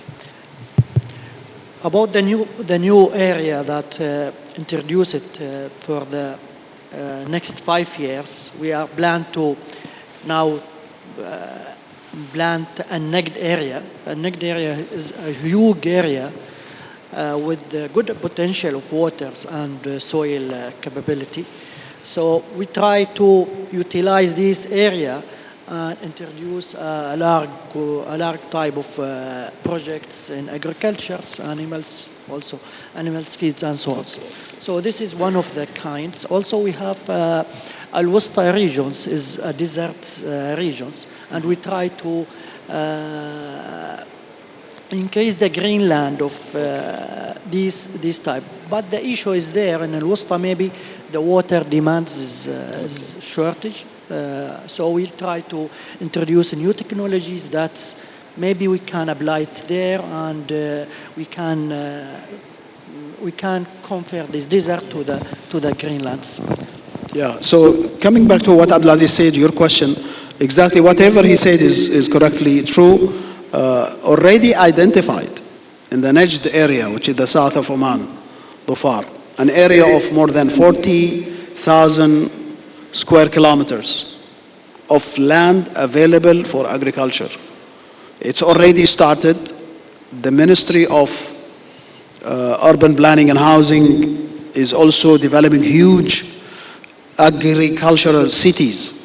These are a new project coming, which has an integrated agriculture, manufacturing, processing, and training and education, and lifestyle together to attract investors to come and live there and start farming there. These are also in the desert coming. These areas are promising, and of course, last 35 years since Oman started, exploring desert, a lot have been done. Today we produce all kinds of fruits and vegetables from the desert.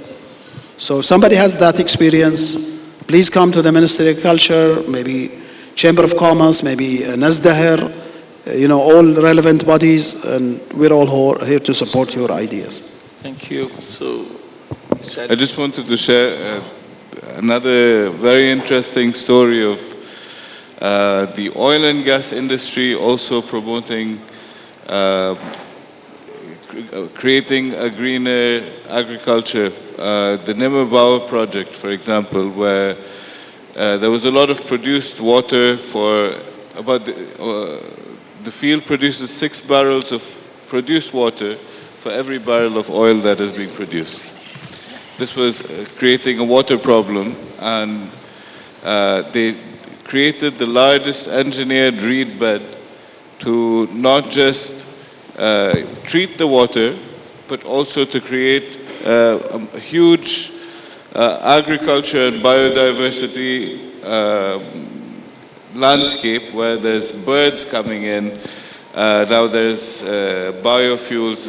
It was a test project, which is a success. And now I believe in the Rima field in the south, a much larger version of this project will also be executed. So there's innovation tying both the older oil and gas economies to the newer renewables and food security sector. So it's exciting. If there is a new idea, I'm sure the support will be there, and there's enough land, energy, and financial resources to make that a reality, inshallah. Thank you. So thank you very much. Thank you, Saleh. Thank you all for your inputs. I hope it's well received by the audience, and thank you for a patient hearing. Thank you.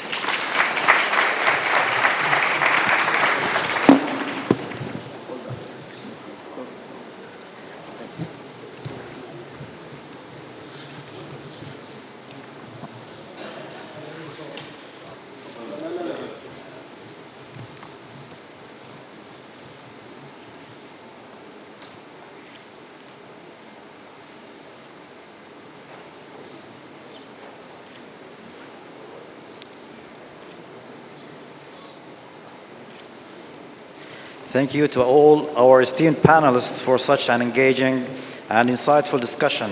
On behalf of everyone here, I would like to extend our gratitude to Mr. Davis Kalikulan, Deputy Chairman of the Foreign Investment Committee at the Oman Chamber of Commerce and Industry, Engineer Saleh Al-Shamfari, Chairman of the Food Security Committee at Oman Chamber of Commerce and Industry, Mr. Abdulaziz Shikeli from the Ministry of Agriculture, Fisheries and Water Resources, Mr. Gorshan Jassil, Country Head of Green Hydrogen and Chemicals, and Mariam Al-Hashimi, Policy and Strategies Specialist at the Ministry of Energies and Mining, and Mr. Musallam Al-Harthi, Senior Specialist at OQ.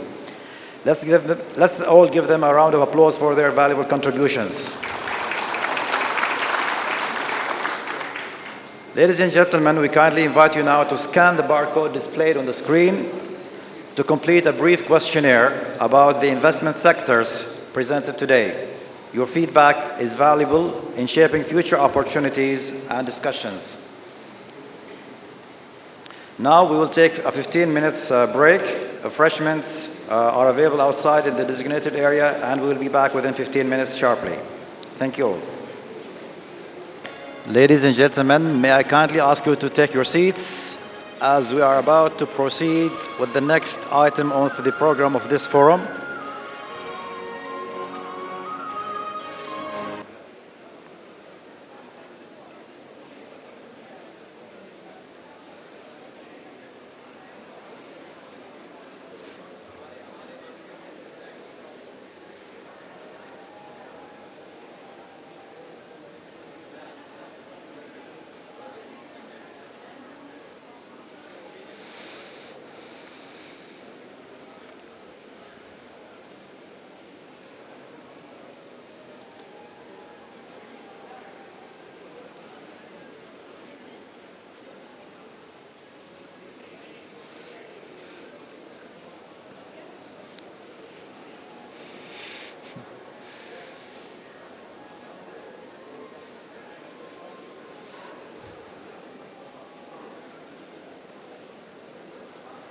Thank you.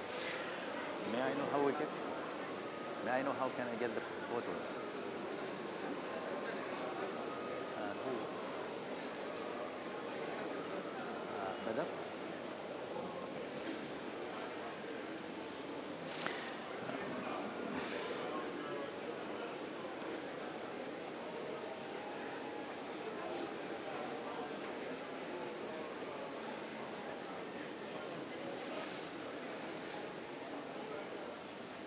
نبدأ.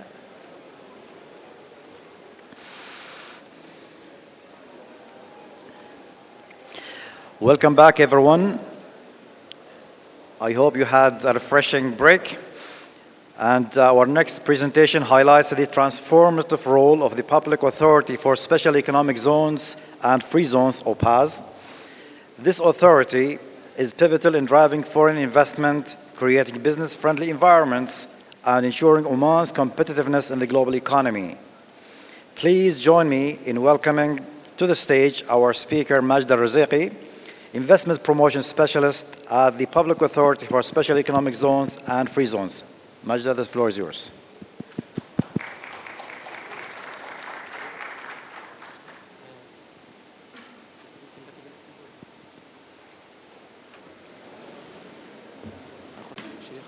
Good morning, everyone. Thank you so much, Saleh, for the introduction. I would like to thank Oman Chamber of Commerce for organizing this forum. And on behalf of the Public Authority for Special Economic Zones and Free Zones, I would like to welcome the delegation from India.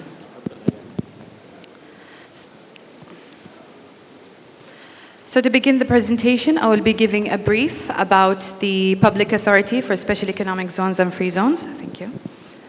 I will be giving a brief about the Public Authority for Special Economic Zones and Free Zones and our mandate and functions, and I will tap into our zones in further details. So OPAZ is a shortcut for the Public Authority for Special Economic Zones and Free Zones. So basically our mandate is we supervise and regulate the special economic zones, the free zones, and the industrial city. The authority was established by a royal decree in the year 2020. Of course, the authority oversees a total area of 2,200 square kilometers, and it has a total investment volume of 20.1 billion riyal Omani, which is equivalent to 52 billion US dollars. We currently have 22 zones under our supervision, 14 of which is already established, and the remaining is under establishment. Of course, the authority's function, as you can see on the screen, is to plan and develop, where OPAZ ensures that we plan and develop zones that meet future sectors, priority sectors. We regulate and supervise as we ensure a business-friendly regulatory environment within our zones. Facilitation and aftercare is where we deliver an investor-centric approach. where we facilitate and provide aftercare services for the company to ensure efficient setup and growth. Market and Accelerate is where we partner with key stakeholders to develop and promote sector-specific value proposition. And of course, Activate and Accelerate, where we work with partners to realize new economic growth and activating and accelerating the core sub-zone. And of course, Organizational Excellence is where ensure that OPAS has the right culture, plan, skills, and system to deliver this strategy and mandate. My colleague Fatma from Invest Oman has already tapped into the investor incentives that we do provide. However, I will highlight a few that she hasn't yet mentioned, is that we have no minimum capital required to invest within our zones, and all currencies are permitted. And we have 100% repatriation of your profit within our zones. I will tap into our zones since this has already been shared with Invest Oman team. So to begin with, the special economic zones of Duqm. So this is our first special economic zone that was established in Oman. As you can see, it has a huge area of 2,000 square kilometers. It's a 3 times size of Singapore, 3 times the size of Bahrain. Of course, with a total investment volume of 6.01 billion Omani Riyal. The special economic zone has been developed in 2012. It has a lot of healthcare facility, educational facilities in place. And what makes the special economic zone so special is because you can have 2 kinds of permits. You can have the free zone permits to operate, and you can have the industrial permit if you're targeting the local market or if you're targeting the outside market as well. Of course, in Duqm, we have a deep sea port. It's called the Port of Duqm. It's a joint venture between Asyad, whom are the national champions when it comes to managing all of the ports across the country, as well as the Port of Antwerp. This deep sea port is 19 meters in depth. And of course, we do also have an airport in Duqm that can accommodate up to 500,000 travelers per annum. And it has also an air cargo facilities and a future expansion plan of the airport. Of course, some of the key projects, also with the special economic zones of Duqm, and with that size, it's quite an industrial zone. As you can see, we have a vast investment opportunities available in different sectors: the renewable, education, logistics, commercial, fisheries, healthcare, and tourism and residential. Some of the key projects that currently exist in Duqm is the oil and gas refinery, which is a partnership with Kuwait. And we also have an oil and gas storage facilities, which is called OTCO, and a green hydrogen plant, bus assembly manufacturing, which is called Karwa factory. And the hotels and leisure developments that's situated in the tourism strip, one of which is the Crown Plaza and the Park Inn Hotel. As you can see on the screen, this is the master plan of Duqm.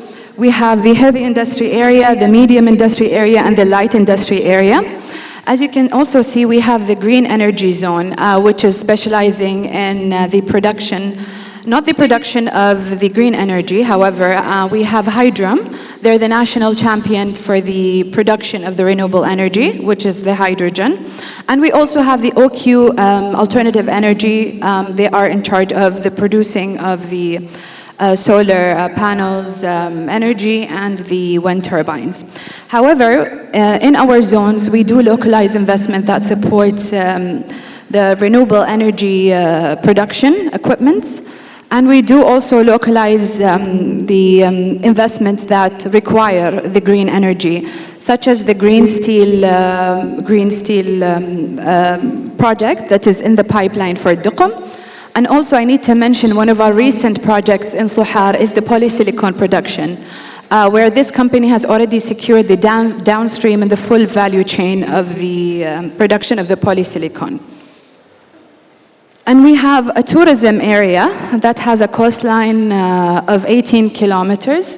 Duqm is known to have a very moderate weather throughout the year and a different type of topography. And we're currently in the process of replanning the tourism sectors. So if you have any proposals, you're more than welcome to approach. Now moving on to Salalah Free Zone. So basically, Salalah Free Zone is 21.6 kilometers in size. And it's been developed in 2006. It has it's very well established city. Also medical and educational facilities as well are in place. What makes Salalah very unique is that it has a port that's currently operated by the company Maersk, and it's a joint venture as well, again with Asyad and AP Muller. It's one of the most efficient ports in the GCC when it comes to the handling, the general cargo, the container. And Salalah also has an airport that is equipped for the latest type of aircrafts. And it's an international airport. I just need to tap into what Engineer Saleh Al-Shamfari has mentioned, that we do have access to different markets from different ports. We have Sohar port, which I will tap into shortly, that if you are targeting the GCC market and the East Asian market, and the Salalah if you're targeting the East African market, Europe, and the US. So Salalah's major investments are in, I would say, 3 sectors. They have different clusters of the medical sector, as well as the food sector, as well as the renewable energy sector. But again, we do have investment opportunities as well in different industries and in the logistics sector. As you can see on the screen, this is the master plan of Salalah Free Zone, where we have this area allocated for the heavy industry, and that top area allocated for the medium and light industry. That's closer to the port of Salalah.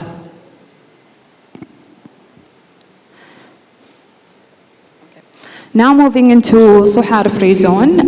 Sohar Free Zone, it's 45 square kilometers in size. It has a total investment of 1.3 billion US dollars. It's been developed in 2010, and it's in close proximity to Sohar city. It also has a deep sea port as well as the other free zones. That is also a joint venture between Asyad and the port of Rotterdam. An airport also is present in Sohar, and I also need to highlight the railway connecting Sohar to Abu Dhabi that is yet to be established. So some of the key projects we do have in the metal processing, it's one of our biggest Indian investors, Jindal Shadid. He is situated in Sohar.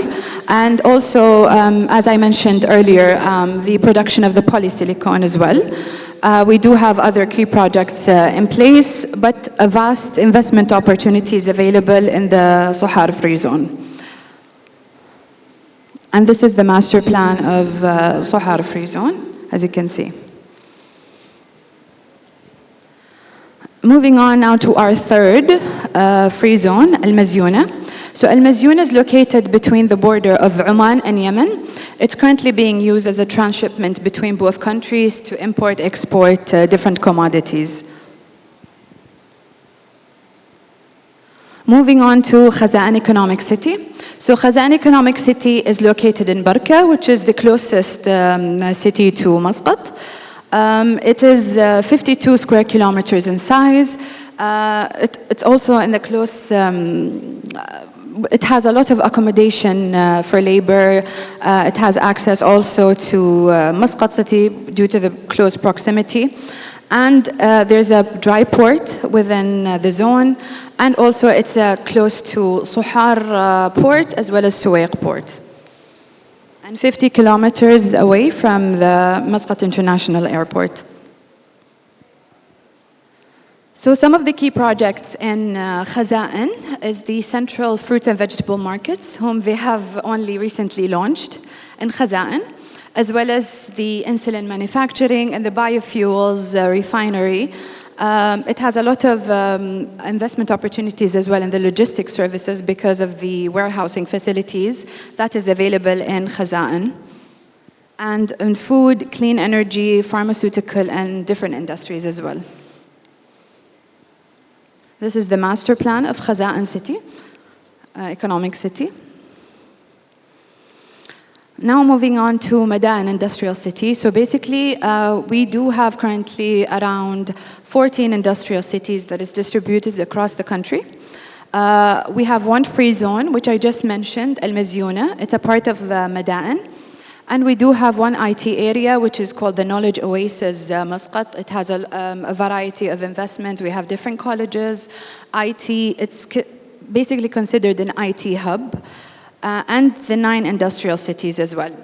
And one of the first industrial cities that was established in 1983 is the Rusail Industrial City. Also in Mada'in, we do have vast investment opportunities available since they are distributed across the country. We have in technology, textile, electricity, plastic, packaging, and logistics as well, as you can see on the screen. And these are some of the key projects that exist in our industrial cities. And this is a map that shows the locations of the current existing industrial cities. So this concludes my presentation. Please feel free to scan the QR code for further information. And I might suggest that you tap into the OMAP platform that you can find on our website. It basically will give you an access to all of our zones that has the GIS system in place where you can also look at the master plans of our zones. Thank you so much for your attention. Thank you so much again.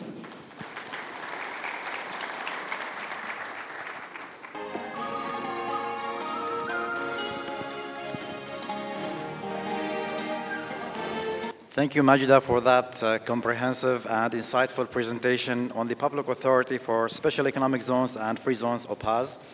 Your expertise has provided us with a deeper understanding of the opportunities and initiatives and growth in these areas.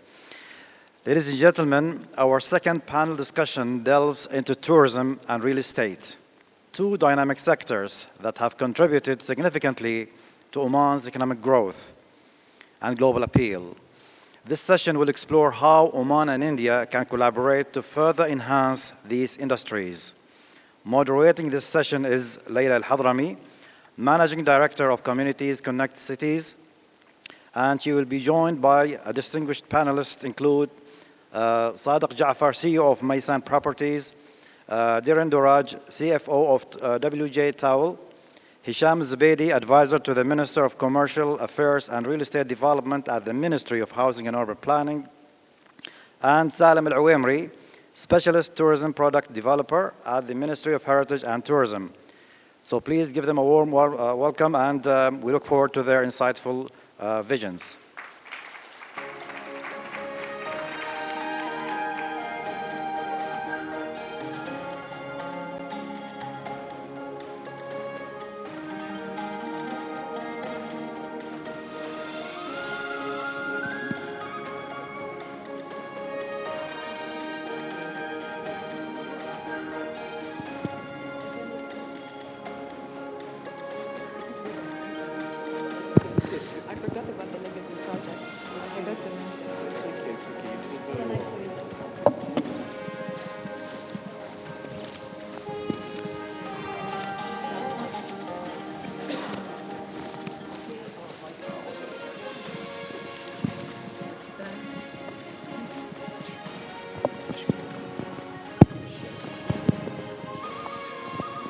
Assalamu alaikum wa rahmatullahi wa barakatuh. Ahlan wa sahlan feekum jami'an. Welcome everyone. It's really a pleasure to be here so we can have a very important topic. And welcome to all the Indian delegates to Oman. And I have to say, Oman and India, they have a lot of similarities.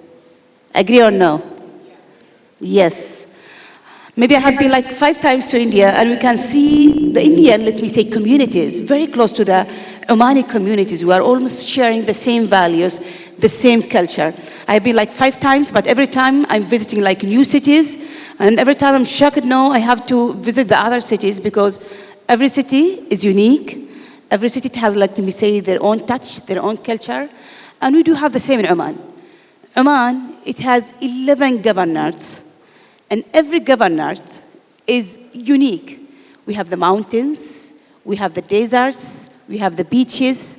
So we are, let me say, from the north to the south. So every time I'm meeting someone from outside Oman, I say, you have to open Oman map so you can understand the diversity that we have it. And I love to call it the land of opportunities. Because we in Oman, alhamdulillah, we are the most important thing. It's like the peaceful country. And that's why everyone who's coming to Oman, they said, we don't want to leave Oman. Right, Dirin? So this is, and we are going to speak about two main sectors, the tourism and the real estate. I have to say that the tourism is very close from me because I'm also a travel blogger and I'm the founder of Oman Traveler. So when it comes to the travel and tourism, this is one of the promising sectors for the, let me say, investors so they can, let me say, invest on it. And we cannot say it without the real estate because the real estate is, let me say, the one that is completing the tourism sector. Today we have, let me say, a diversity of our panelists. I'm really so honored to introduce you because we have two from the private sector and two from the public sector. And we are going to start with you, Jafar, so you can, I hope each one of you, so you can introduce yourself to the audience. Who are you and why you are here today? Assalamu alaikum. My name is Sadiq Jafar Sulaiman. I am the CEO of Maysan Properties. I have been in the real estate industry in the last 20 years. And we are here to present you what Oman market has, what is the potential of the Oman market, what is the investment opportunities, to share some insights of the industry, and what's happening and what's the future. Thank you so much, Sadiq. And now we are moving to Engineer Hisham. Hisham Zubaydi, Advisor for Commercial Affairs and Real Estate Development for the Minister of Housing and Urban Planning. I come with more than 22 years of experience, mainly from the real estate development sector. I'm pleased and it's my pleasure to be part of this forum and among this esteemed audience. I would like, of course, today to share a number of the projects that we launched recently in the Ministry of Housing, and they are definitely speaking to different segments of investors and developers. And we would like to see the opportunities and the possibilities of tying up or even getting some interest from this audience when it comes to the development opportunities. Thank you so much, Hisham. And now moving to Mr. Darren. Hi, my name is Darren Dore-Raj. I'm Group CFO for WJ Towel. I'm Singaporean, been in Oman for about 3.5 years. Very happy. My wife is also very happy. We can talk at length about how approachable Omani people are and how at home you will feel if you choose to invest down here. I'm trained as a chartered accountant in the UK, and I'm here because Gaurav, who heads tax at Pricewaterhouse, asked me if I would participate. And what you saw earlier on in the day about the Muscat chapter of the Indian Chartered Accountants sponsoring to mentor potential Omani CFOs is very passionate to me, and that's why I really like to support this function. But those who are choosing to invest here, I'm here to share with you from a private sector point of view how suitable a place this would be and how you would not just get money for your buck, but also it's a very nice place to do business. Moving to you, Salam. Bismillah ar-Rahman ar-Rahim. My name is Salam, born and raised in the mountain. I'm currently work for the Ministry of Tourism. I'm a visiting lecturer as well at the University of Nizwa, mainly in business and SMEs setup. I'm a tour operator as well, specialized on active spirit kind of activities. So if you want to die easily and quickly, come. We are here today to explore the world of investment, especially in other industries as well. So welcome home. Thank you so much, Salam, and welcome everyone. And going to shoot the first question to you, Sadiq, because you have been, like me say, long time in the real estate. 20 years ago, how was the real estate and how is it today? Because I know that, you know, you have been in the industry and you are like one of the pioneers when it comes to the real estate. So we need to listen to you, how it was and how it is today. Yeah, thank you. It's difficult questions. You are the best to answer this question. Inshallah. See, when we see the map of the real estate industry in Oman in the last 20 years, 20 years ago, it was a very classic sector. Ministry is distributing lands to the local Omanis, and they buy and trade, build house. So it's a very classic supply and demand fundamental. Okay, expats and international buyers were very limited access. They had no access. We started projects in 2007 and 8, Al Mouj, Muscat Hills, Sifa, and other projects. So slowly the market start to offer to the international buyers and international investors. I would say the major transformation and shift in the industry happened after 2020, after COVID. Okay, there were a lot of product is being introduced to the market and tackling the experts.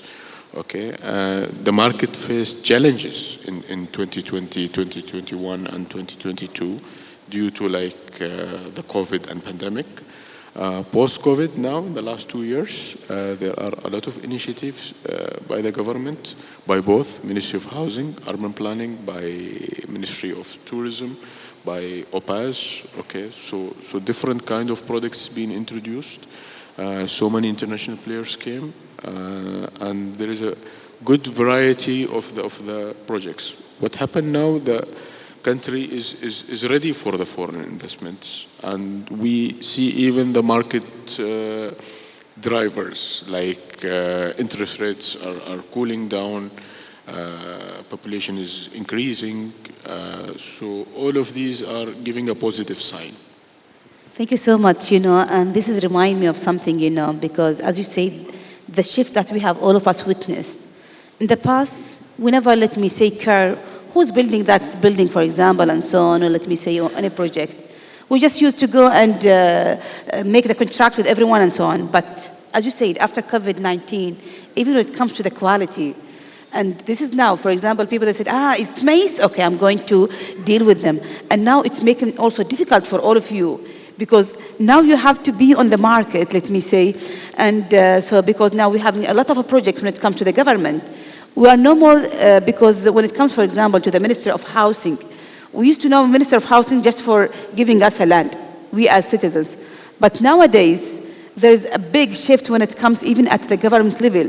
Now, the Minister of Housing and Urban Planning, they have introduced when it comes to the real estate. And now, Hisham, I need to ask you this question. How did you make this shift, because we just started, recently knowing about these projects when it comes to the real estate, for example, like Sultan Haytham City, Suruh project and so on.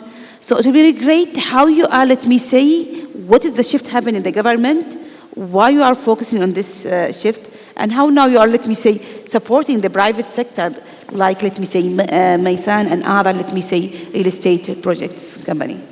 Sure. My answer will start from the question which my colleague Sadiq answered. When it comes to what also changed, and I'm adding to what he mentioned, it is what drives the residential developments, if we talk about development specifically in real estate. It used to be the developers. It used to be certain typical kind of layout that they will introduce to the market, and basically the audience or the crowd got no options but to select from A, B, and C. For example, I think and I believe the case now is different. It is the actual lifestyle that people are striving to get is driving the development, in the sense of what do we want? We are traveling all over the globe. You mentioned you are a traveling fan, a big traveling fan. You see a lot of projects, you see a lot of concepts, you see a lot of developments.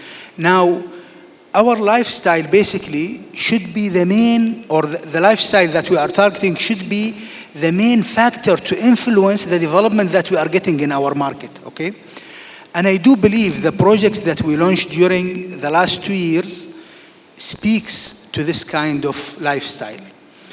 You mentioned few projects that we already integrated, and in fact, I would like, alhamdulillah, we thank Allah that December and January witnessed 4 launches, 4 official inaugurations for Madinat Sultan Haytham. It was Tibyan, it was As-Saruj, it was Idrak, in addition to recently Ahli Sabbur. And all of them presented different kind of concepts and different kind of neighborhoods that will provide also different kind of lifestyles. And all of them, or each one of them, got their own identity and flavor when it comes to what kind of developments and what kind of units. Now, when it comes to our project, the first thing that we need to highlight is changing the perspective, changing, I'm not going to say the game, but changing the expectations as well. As you mentioned correctly, the role of Ministry of Housing used to be something related to the allocation of plots for different segments within the community.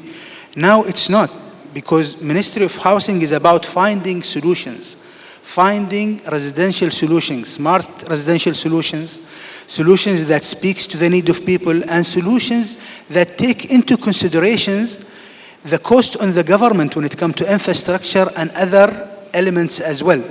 Now, the concept of smart and future cities is not necessarily new globally. We are not the first to launch such a city. So I cannot claim that we are pioneer when it comes to this. But what we are pioneer in is customizing those projects to our actual needs and plans. This is something we are proud of.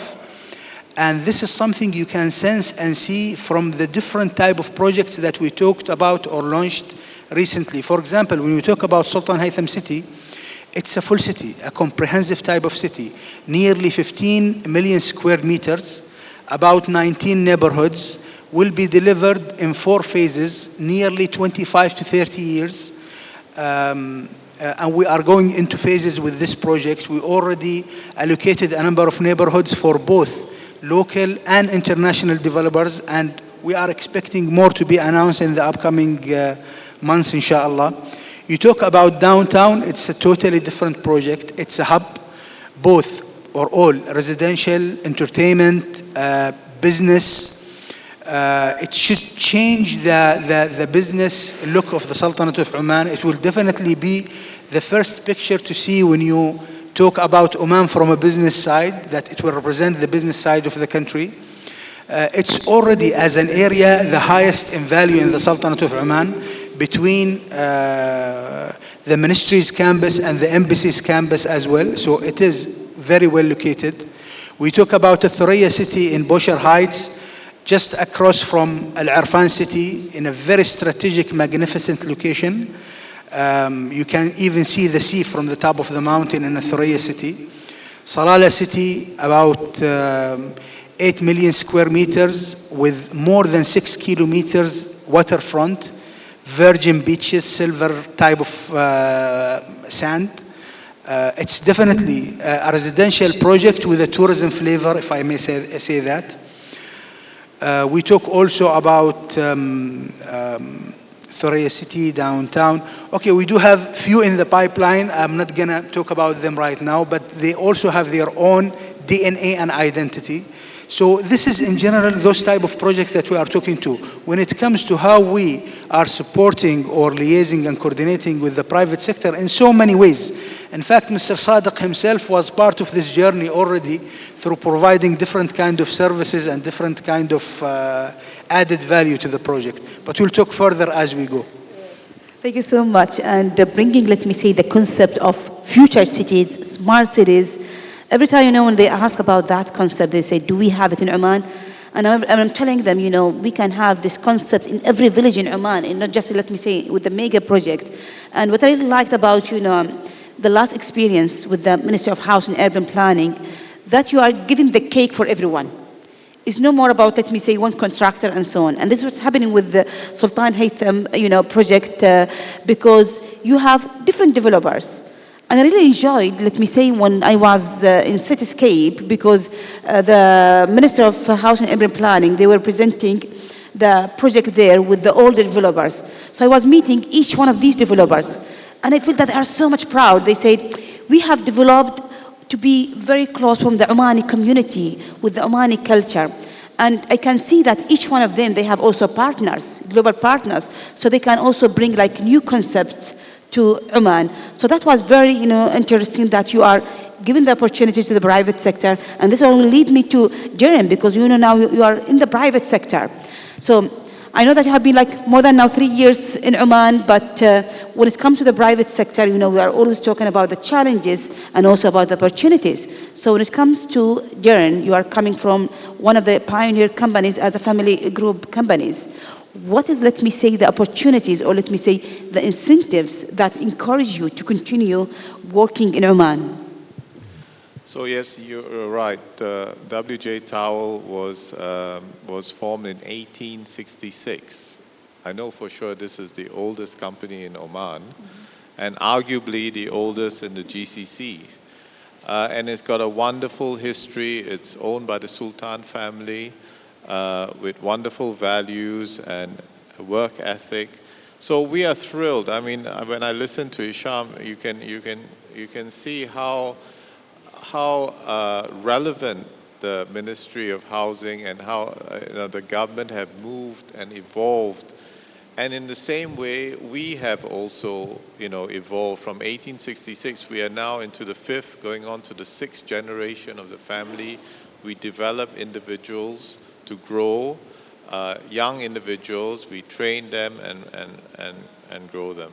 So we are thrilled as a private sector company to participate. So, for example, we have got a 82 million Riyal project in Sultan Haitham City. We've also got a project in Ida, which is the Trump golf course and villas and so on. And we've participated in so many other projects over the years.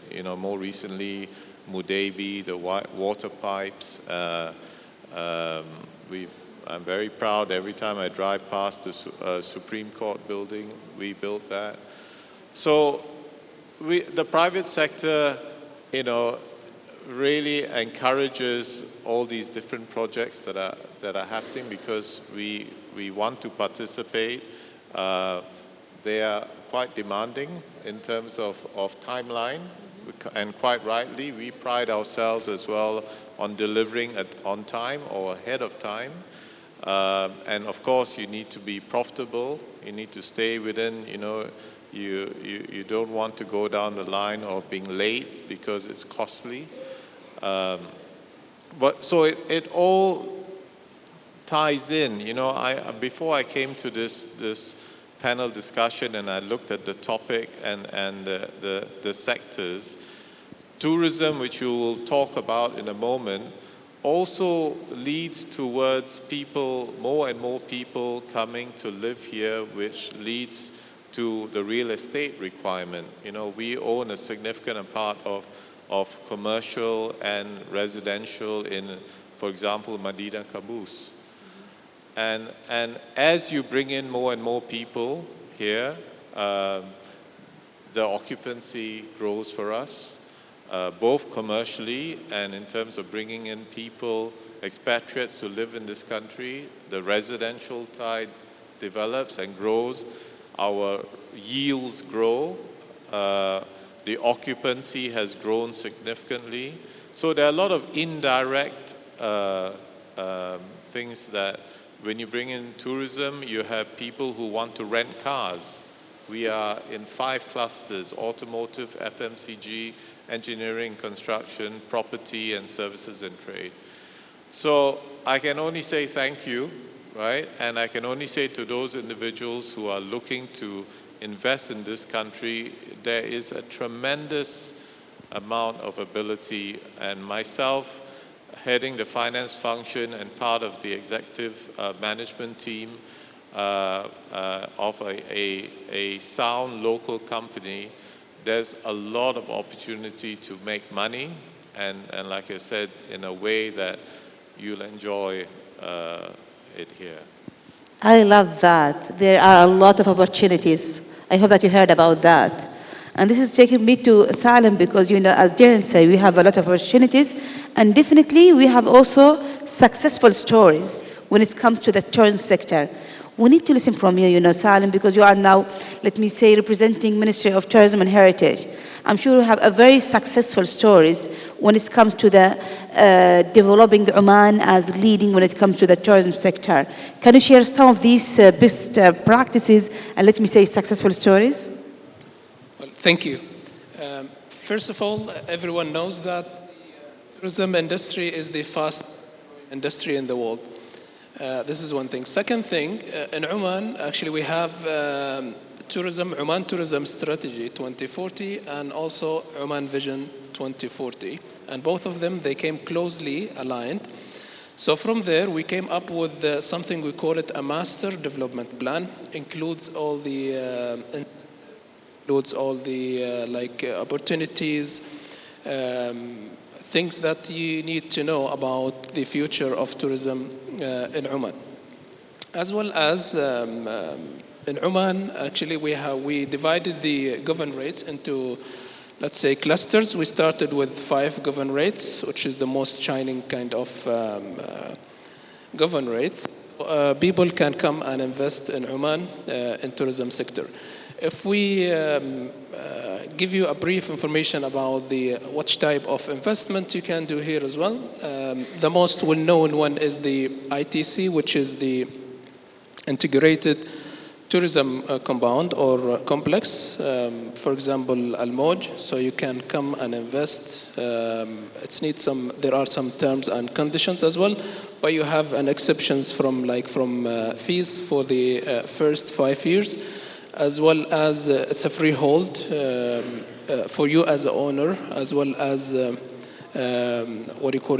first class or close relative classes as well. They are freehold as well. They have freehold. If the other part as well, other SMEs, I can call them not really SMEs, but you can invest in hotels, you can invest in restaurants, camps, in different location of Oman. The other, also you can invest in experiences and products that the customers needs. So all of those aspects you can bring your money and invest in Oman. At the end, also you need to know that according to the plan and the vision 2040, we are targeting 11 million tourists by 2040, and this will contribute a value of money by 9.5 billions in GDP. So there is a potential. There is so you have to take your piece of the big cake. Yeah. Thank you so much, Salem. And I have to share this story with everyone because last week I was having, let me say, a tour in Oman. I was visiting Qaryat al-Suwaygra, a Suwaygra village in Jabal Akhbar. A Suwaygra village, for the people from outside Oman, is like one of the old stone villages in Oman. And it has been, re-innovated by the community themselves. And it's becoming like one of the successful stories. And I met a lady from Germany on the top when we reached, the village.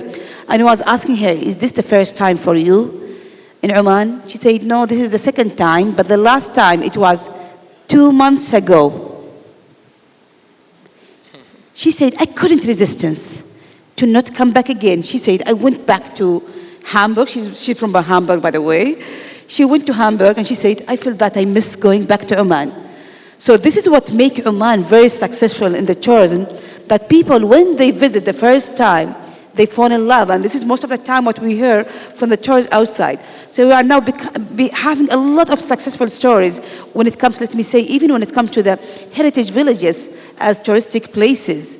And this is, because, the organizer told me we don't have a lot of time.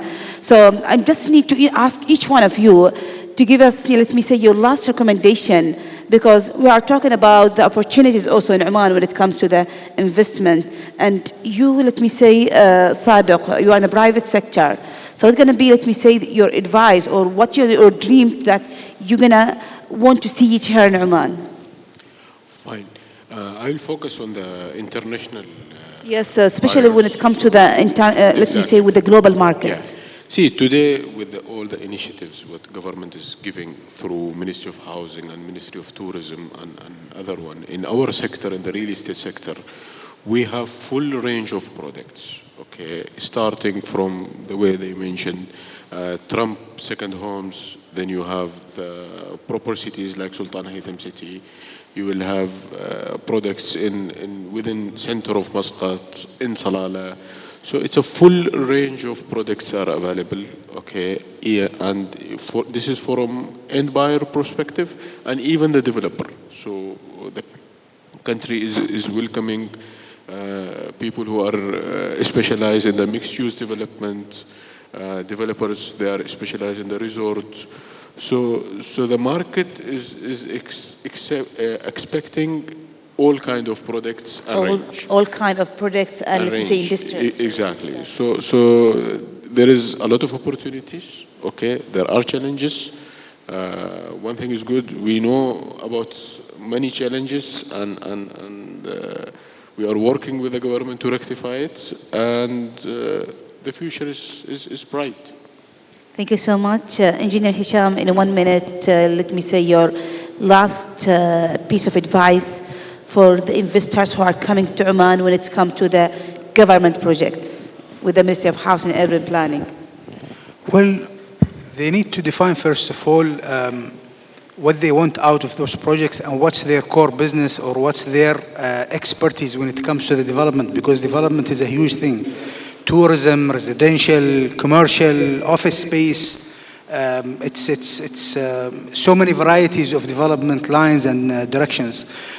Knowing what they want out of this market, having a look at the relevant statistics and numbers at the country economy, and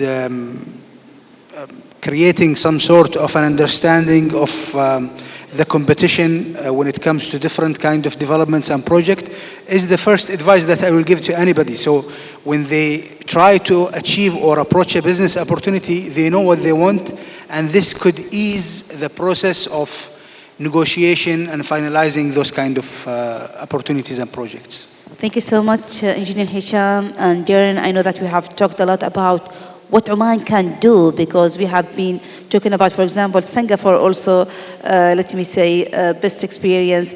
So, and we are talking also about Oman 2040. So what's going to be, let me say, your talk in 1 minute, your role as a private sector to, let me say, collaborate to achieve Oman 2040 vision? Yeah, so I think the 2040 vision, impressive what the previous speaker described the whole vision. But we were talking about this, it's not easy to have a vision. It's easier, but the proof in the pudding is executing the vision. And this is where I think we said, although the vision comes from the public sector, the private sector has a major role to play in that, in delivering on the vision. And to deliver, I know the private sector played a role in arriving at that vision, so we are also believing in this vision, because we want to participate and we want to make it happen. So I mean, I'm excited. I was also very impressed to see there's a really clear breakdown and sequence of events and timing. I do this with my team, and where I work, my boss certainly does it with me all the time. It's very structured. There's a timing. It's very clear who's responsible for what, and it's in your KPI. So likewise, the private sector, I think the public sector can dictate what the timing should be, but us all in the private sector, of course, I want to see some benefit for the private sector as well. A small, simple example would be like if there were incentives, where we have individuals, say in the real estate, that perform various tasks, and this is down this vision, maybe there could be a tax incentive. That I can show it as a deductible in arriving at my taxable profit. So something along those lines where the private sector would also benefit from this and gives them a little bit of a breather, because it's difficult for the private sector to absorb all the costs. Totally agree with you. We're all lovely when it comes to the tax detection. And this is leaving us to Salim. What is going to be, let me say, the future projects that you can see it in Oman, that you can give it as, let me say, a recommendation for all the investors to think about it who are coming to Oman from India? Thank you. Well, Said, it's very bright future. So if you want money, don't hesitate. The country is very safe. We have very kind of smart plan. The government is supporting you, and we are all here to support you.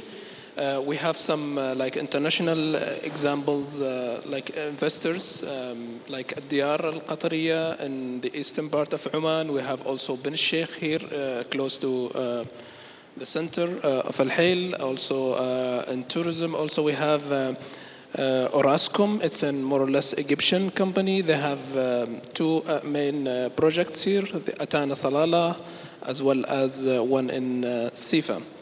So at the end, I can say east or west, Oman is the best. It's the best place to put your money. So yeah, welcome. Thank you so much, Salim. I think maybe, I'm not sure how many minutes we are left, but again, I open the space for 1 to 2 questions. If anyone have any questions to the audience, to the panelists. And if you don't have, we're going to close it. Yes, okay. Can the organizers give the mic there, please, to the lady with the red jacket?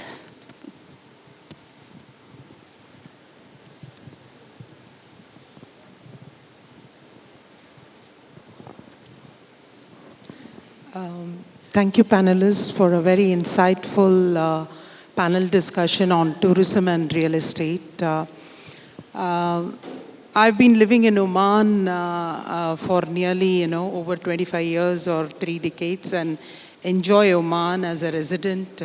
And no doubts, Oman is a great country, very friendly nationals, absolutely. People who live here are blessed, I consider, But however, although Oman as a touristic destination boasts of, let's say, stunning sunsets or enchanting souks, it is still, I feel, really underrated globally. People don't know Oman as a touristic destination compared to some of our neighbors. I recently hosted a conference here where about 15-20 nationalities came and attended just 2 days before. And every one of them remarked the beauty of Oman, but how they did not know about it, So fundamentally, it is because of, even when they come to Oman, it is due to the lack of public transport or areas where they can understand where to go, what to do, other than the Google, So what specific initiatives government is taking or investment opportunities they are creating in this sector to reduce the gaps and take Oman to, increase their global visibility? Is the question for me? Well, I might be not the right answer this question, but I can highlight some points. We are closely working with the Ministry of Commerce, Industry, and promotion investments to promote the country as one of the best destinations to put your money in. This is one thing. Second thing, the country is very peaceful, as you know. So it is the best place where you feel your money is in a very secure place. It's stable, although it's located in very kind of, let's say, boiling location, but the country is very safe. We are, as a tour guide, we say that Oman is the Switzerland of Middle East. This is from the investment point of view. So we are working with the other ministries and public authorities and other representatives also from the private sector to shine the investment angles. From the general kind of promotion, word of mouth is one of the fastest and the best kind of promotion, and I know that Oman needs a lot from us, but we have to work hard to promote Oman as one of the global tourism destination.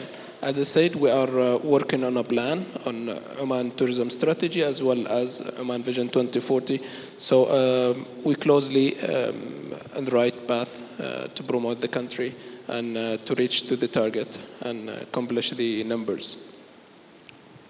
Thank you so much. Any more questions? So we can take another question. All right, I think, okay. Someone there? Raise your hand because I can't see you. All right. Okay. Okay. Good morning, everybody. I'm living in Oman for a few years, and I'm working also here in the interior contracting, so in a field that involves... Can you raise your voice? I can't hear you very well. In the interior contracting. Okay, the question is, as I totally agree with the lady, we love deeply this country and we would like, to help to give to this country even a brighter future for what we can. Actually, it's very important to understand that not only the vision that we all love and work forward to realize, but the short-term plans. So how this vision is subdivided in short-term plans to see the number of tourists that we want in the next 2 years, in the next 4 years, the next 6 years, before we reach the target of 2040. And also it's important, I think, to develop the tourism and real estate, what we think should be our targets in terms of population of the country. Because, the real estate is based on the tourism, and the tourism sometimes can be converted to citizen. Okay, like some friend of us that came here as a tourist and then they start to live in the country. So also it will be interesting to know which will be the population target in the country, what we want to have here. So the number of tourists and number of population, year by year, what will be our plan, and this will facilitate us to make our plans of investments, because we'll know we will be the target already here. Thank you so much. I think this will be to you, Haitham. What is, let me say, the vision of Ministry of Housing and Urban Planning?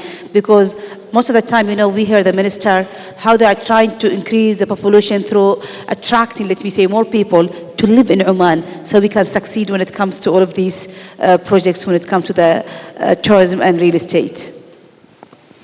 Well, this is definitely a collective effort. So we cannot claim that Ministry of Housing and Urban Planning is the one entity who is responsible for delivering such a thing. It's Ministry of Commerce, it's Ministry of Tourism, it's everybody, including the private sector as well. If I would like to tackle this from the Ministry of Housing and Urban Planning point of view, I would specifically define or talk about the future cities. Future cities, they have more than one aspect. In addition to the ITC project, which my colleague mentioned, future cities are the first, after the ITC, of course, type of projects to allow for expats to own residential units within the country. Therefore, this is kind of an attraction or kind of allowing for the FDI and the expat segment to move to the country and to have some sort of a business opportunity to own a property in the country. So this is one aspect to it.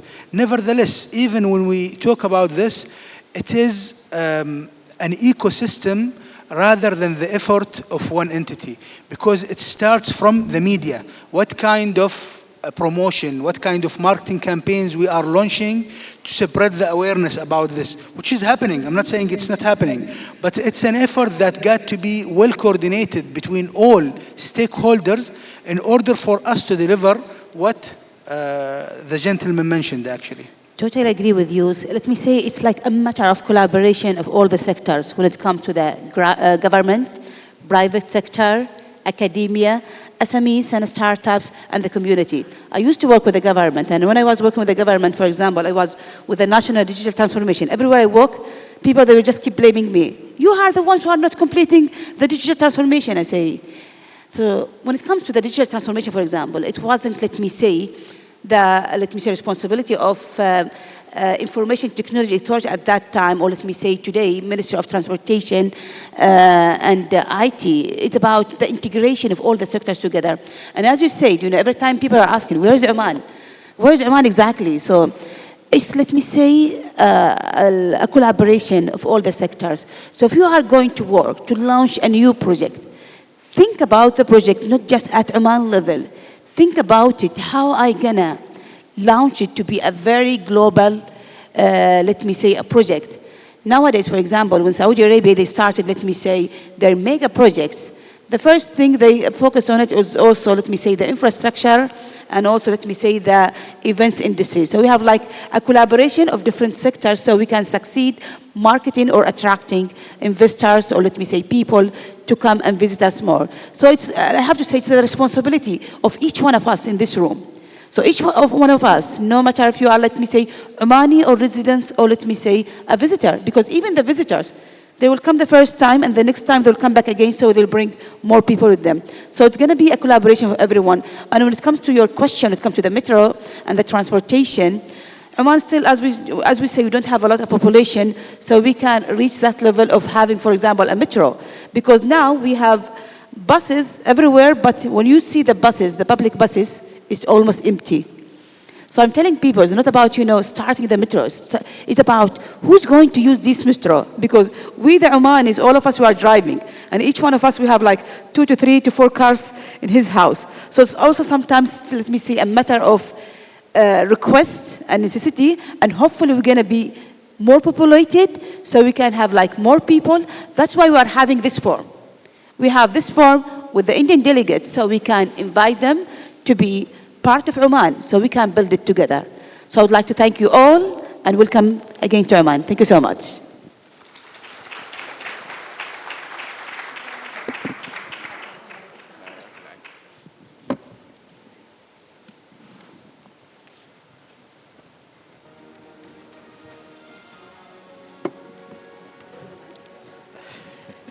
A group photo.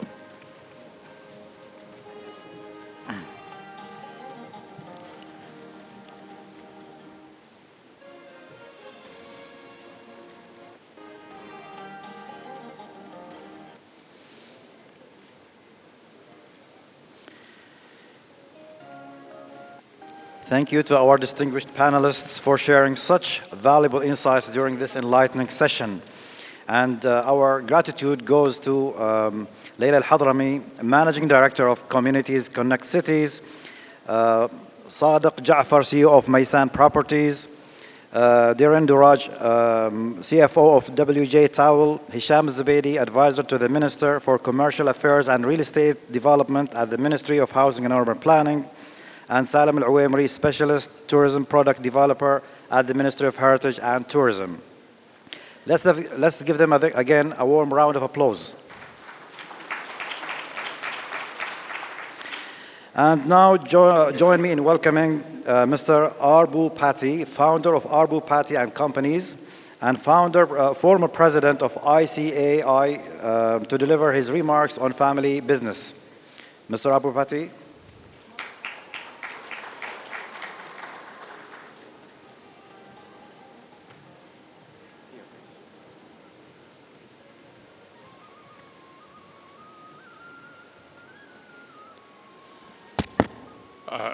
Good afternoon to all of you. I carry very pleasant memories of participation in this particular event. And I take home to India the enormous potential available in the country and explain it to people, industrialists and top businessmen in India, so that they can come and establish their business activities in this great city, a very pleasant and happy city for people to stay, live, and enjoy life. Thank you very much, Oman, for this opportunity given to me, and I consider it a deep pleasure to participate in this event. I have a very important message from India. And that message from India could be a learning curve for people in different parts of the world, including this great country, Oman. As you all know, India is in its 75th year. when it is there in the 75th year, businesses have passed generations. The first generation is over, the second generation has come, the third generation has passed, and the fourth generation is in operation.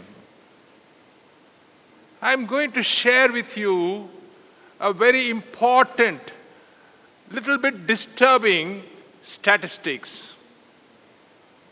In India, 96%, 96 mind you, huge amount, 96% of the business activities are controlled by family businesses. The businesses are owned by families.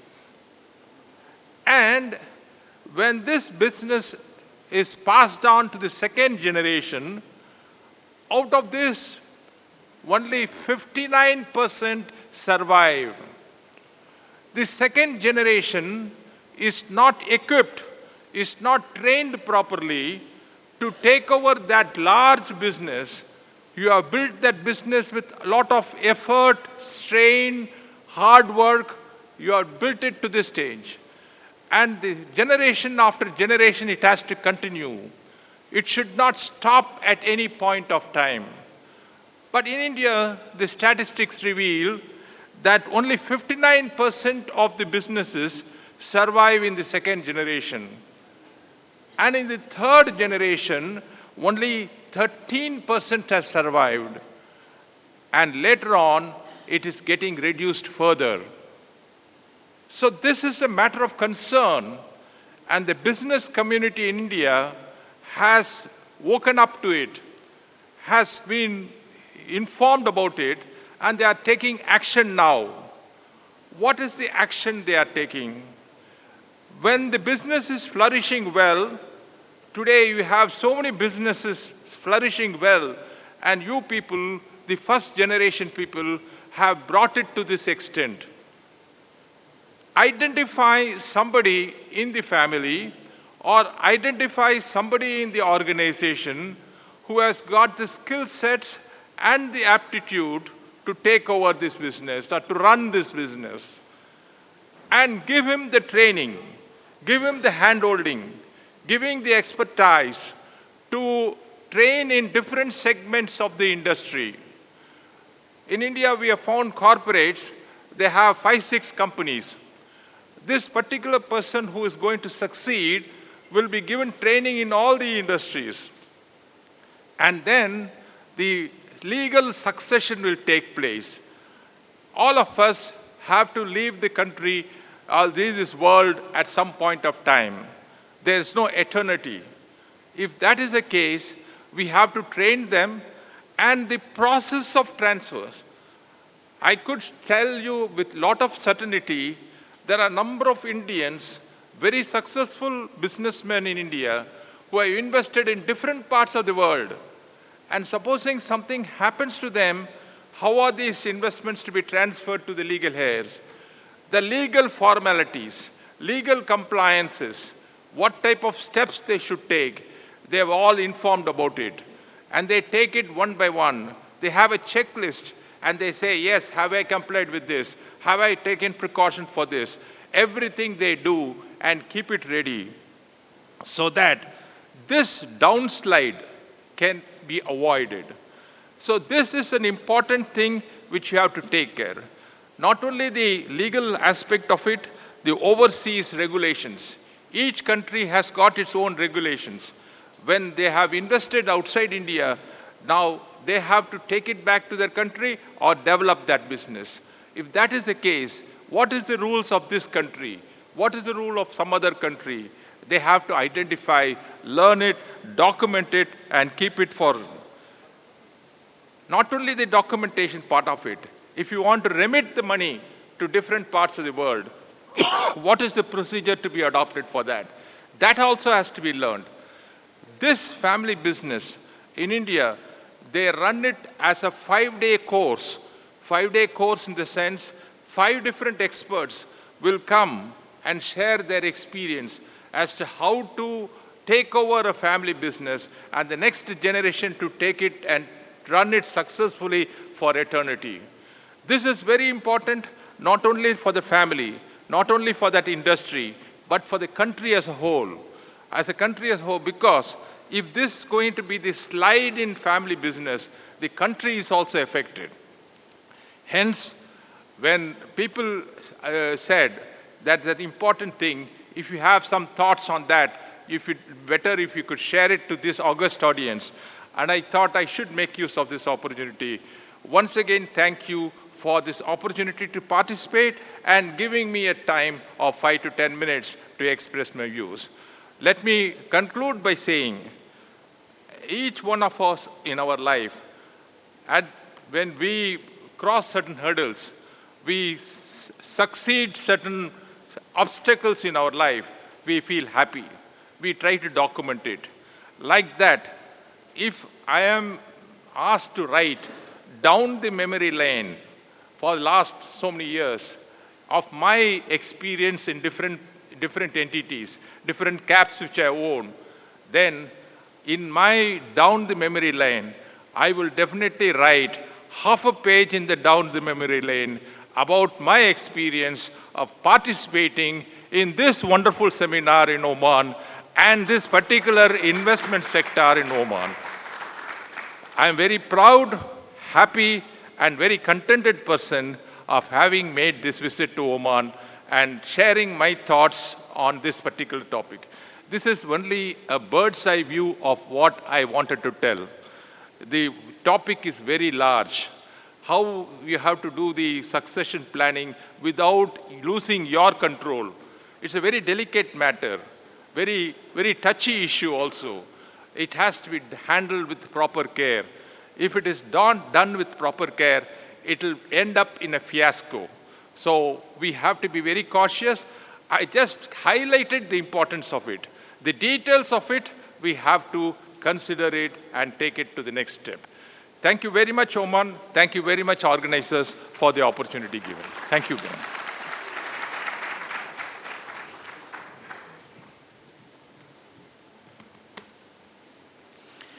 Thank you, Mr. Arbu Pati, for your inspiring words about family business, and we wish you a wonderful time in Oman, exploring the beauty of Oman, different places. Wow, time flies. And our final presentation for the day focuses on the transformative impact of India's advancements in digital payments, particularly their role in enhancing financial inclusion. This presentation will be delivered by Mr. Kishan Srinivas, Head of Business Development for Europe and GCC at NPCI International Payments Limited. Please welcome him to the stage.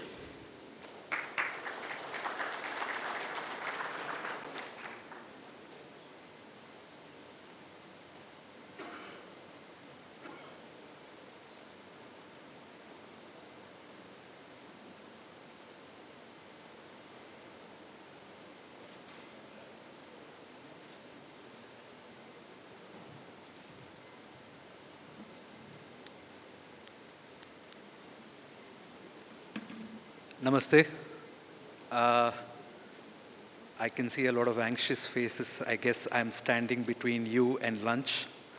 So I'll try to keep it as interesting as I can and tell you a little bit about how India has grown in the digital space, why it has grown, and how is that extremely important in the current date and age. So I know I have a few slides ready with me, but I'll try to keep it as much as possible a story so that I can keep your interests live. So first and foremost, I'll have to tell you a little bit about the past so that it kind of explains why we did what we did.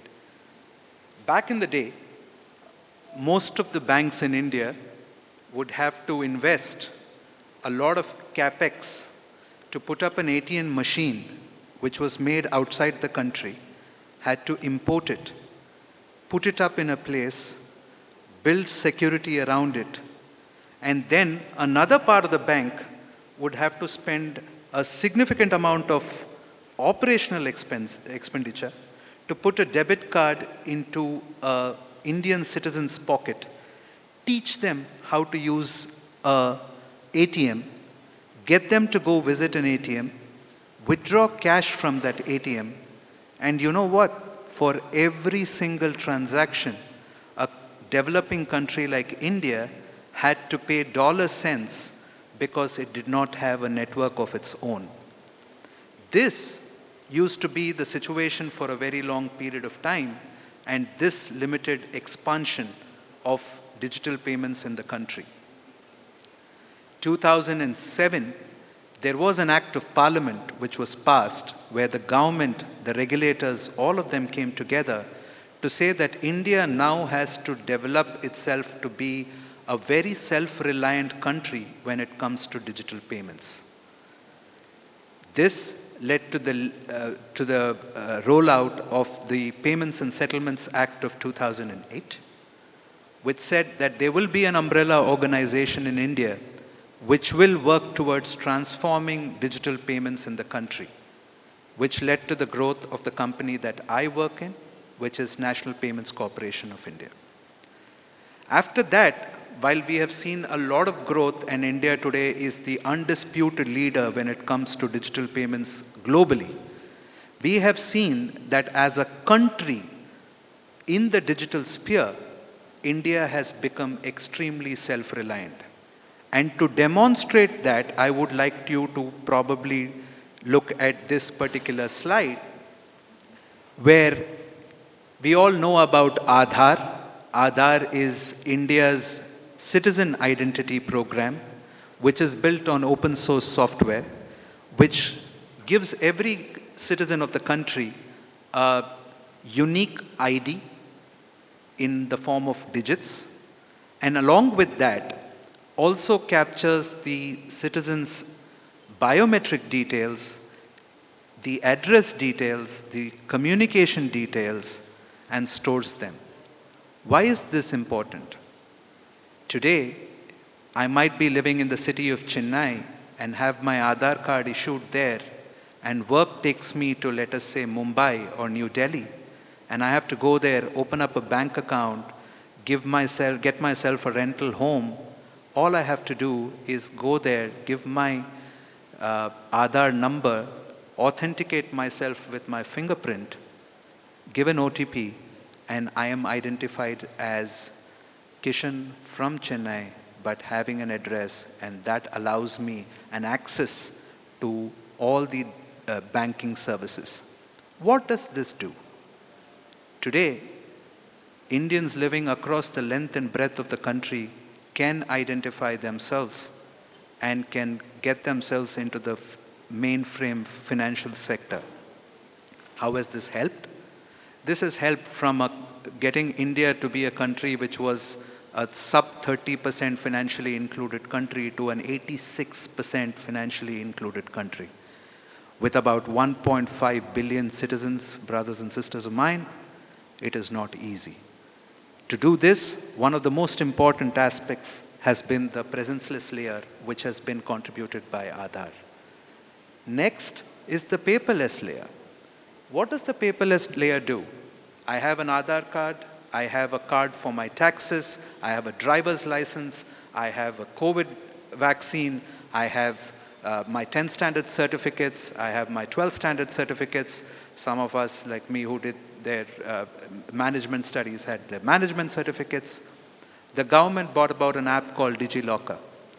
DigiLocker today has all my credentials saved and is able to allow me to access all of them at the time of probably identifying myself. I am today caught for, God forbid, a traffic violation, and I have to show the policeman my license. All I have to do is take my smartphone, open DigiLocker, and show them my driver's license, and they are able to validate me through a QR. This has helped the power of identity come on, instead of becoming document-based, to be onto your smartphone. This digital revolution also enables the citizens to get the power of all their identities together in one single app. The third layer is what my organization and me represent. We are the payments layer. There is always a saying that when you go out shopping, you go out shopping. you don't go out paying, right? So we have made payments incidental with Unified Payments Interface, or UPI as the world knows it. Today, a platform which does about 17 billion financial transactions a month. The power of UPI is that all your banking relations, all your bank accounts, your credit cards are all bought into the power of an app, and by just scanning a mobile application, we are able to conduct a payment. And this is very beautifully, seamlessly integrated with the help of the presenceless layer, the identity layer of Aadhaar, which helps you open up a bank account, put in money, and then you're able to pay by getting yourself enrolled in a UPI app. The fourth and the most important aspect, given that data is the new oil, is to safeguard that data. Today, when there are 1.5 billion Indians, and in a month, if there are 17 billion just UPI transactions, just shows the quantum of data which gets generated through all these economic activities which are happening in the country. And for all of that data to be at the power of the citizen is the consent layer, where in case I want to share my details with a particular lender or with a particular financial institution or to an insurance company, I can give my consent for that particular use to allow a particular service provider to start using this for that purpose and then purge it. This also is augmented today with the launch of India's own digital data protection law called the DPDP. Now, given all of this, what we have done is that all of this has had to have an ecosystem of players who have supported this growth. Aadhaar was possible because there were a lot of public and private partnership which came together to enroll all the citizens of the country for the digital identity program. Now, once you have a digital identity program, what's very important is that significant portion of the population, and I think in a span of 3 years, we opened up about 400 million bank accounts for people who were in underserved and the deeper parts of the country. The second is the telecom industry. How is the telecom industry a friend of the banking industry is phenomenal. The telecom industry came in to say that, you know what, we are going to make the usage of data very, very inexpensive for Indians.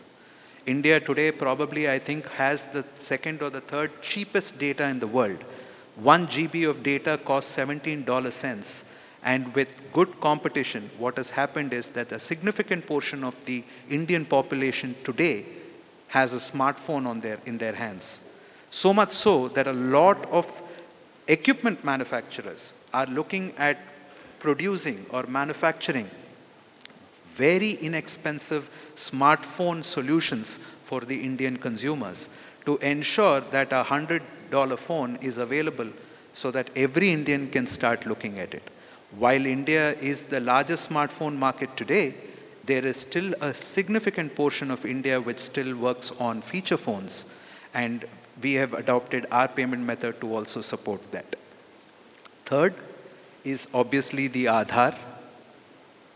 Fourth is the fact that our current government is focused on developing India to being one of the top contenders when it comes to GDP growth globally.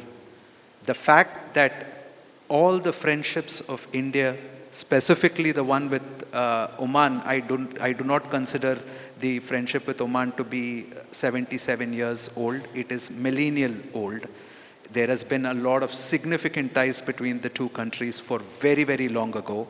And today, all such friendships are helping India as an economy develop, grow, and start working with each other in a very, very meaningful manner. Lastly, the fact that the cloud market, instead of having infrastructure which again had to be imported or had to be built, which needed extremely high industry, has today revolutionized that technology is based on the cloud rather than on physical equipment. India plays a very important and significant role there. At NPCI, or National Payments Corporation of India, we're set up as a not-for-profit organization. We have about 65 shareholders, which include the largest banks and some of the foreign banks, some of the state-run banks, private sector banks, and fintechs. And 65 shareholders today help us, under the guidance of the Honorable Reserve Bank of India and the Indian Bankers Association, to transform digital payments in India. We go back to 2008, where we took over the National Financial Switch, which made routing of ATM transactions almost, one-third the cost of what it was, which made Indian banks invest more in this particular technology, and I actually started passing on the benefits of reduced cost to the consumers, thereby getting the consumers to come and withdraw cash from an ATM. So much so that today, cash withdrawal because of UPI is so low that some of the banks are saying, come use our ATM and don't pay us anything at all, but please come and use our ATMs because it's just there and nobody uses ATMs in India anymore. Going on, we launched our own card scheme.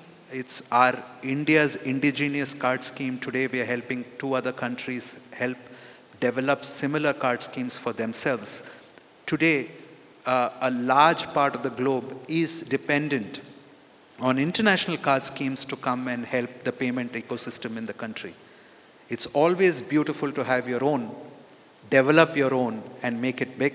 Today we have about 780 million cards in circulation, making us one of the top 5 card schemes in the world, and we are less than a decade old. That's the power of RuPay. Thank you. Then we launched, 2016, we launched Unified Payments Interface, or UPI as the world knows it, a QR-based payment method which is conducted using your smartphone. Just to give you a little bit of figures on UPI, I think I'll have to go to a different slide.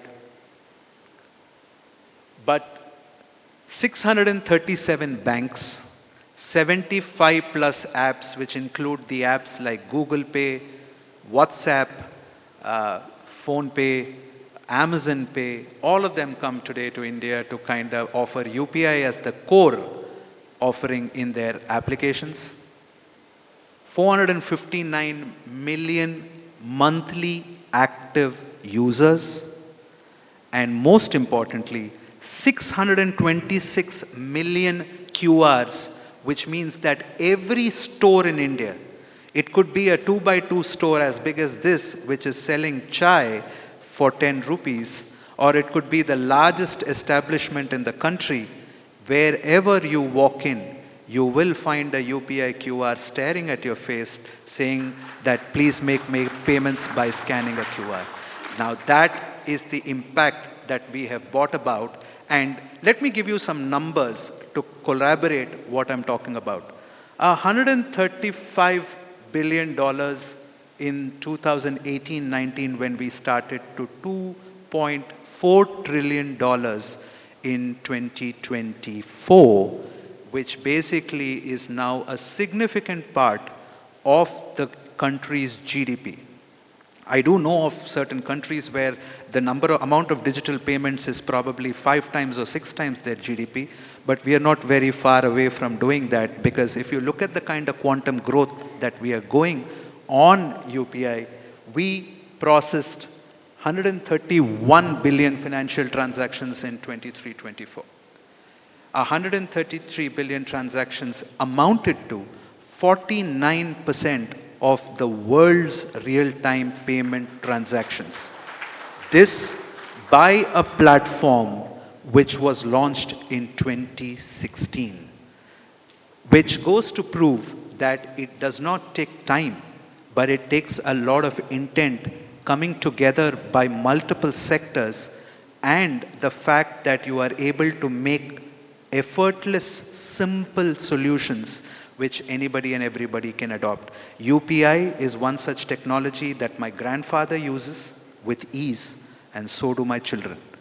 This is the length and breadth of what UPI has been able to create for the Indian citizens. So it was but logical that we had to today take UPI global, and we are happy to announce that there are 3 countries globally that we are currently working with to set up a UPI-like system in their country for their citizens, which gives us a lot of joy. And another very important use case was that Indians today are traveling overseas. There are about 45 million Indians today who are traveling, and this number is supposed to triple over the next 5 years. Why am I saying this with so much confidence? Is because India was a country 10 years ago with about 70 operational airports, which has become 145 plus in the last 10 years. We have in the last year placed probably the largest order for aircrafts in civil aviation history. All of this is to obviously cater and connect more within the country, but a significant portion of that is to also enable Indians going overseas, which is today demonstrated by the number of passports which are being issued in the country, which is probably doubling every year. Which means that there are more students who are going out to study. There are more Indians who are going outside India for a holiday. There is more cultural exchanges between countries. The globe finally is becoming one single digital village, which makes us that much more experiment with UPI, which is today live across 8 geographies, which enable Indians when they tour overseas to scan a QR and make a payment whenever they are at a merchant establishment and to transfer money between each other.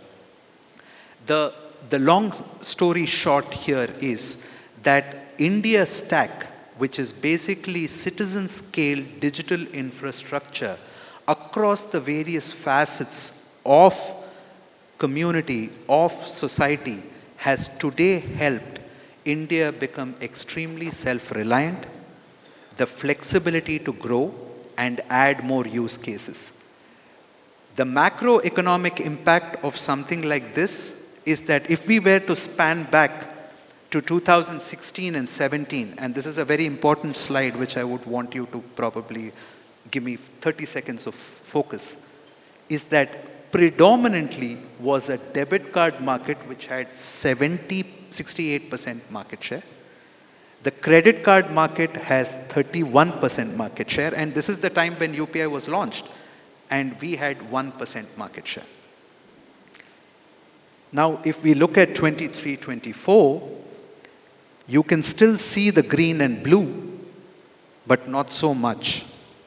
Now, this has not been possible by us eating into the debit card and credit card market share. Let me tell you that all the international card schemes which are present in India are growing at the most healthiest growth rate that they witness in Southeast Asia.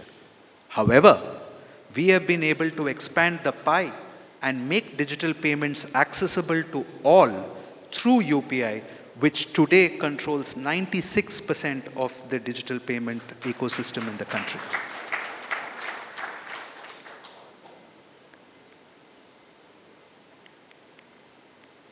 So this is largely my presentation. If there are any specific questions, if there are any specific queries, I would be more than happy to answer them.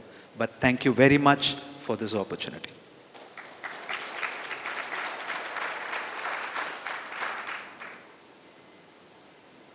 Great. I know it is time for lunch. Thank you very much. Thank you.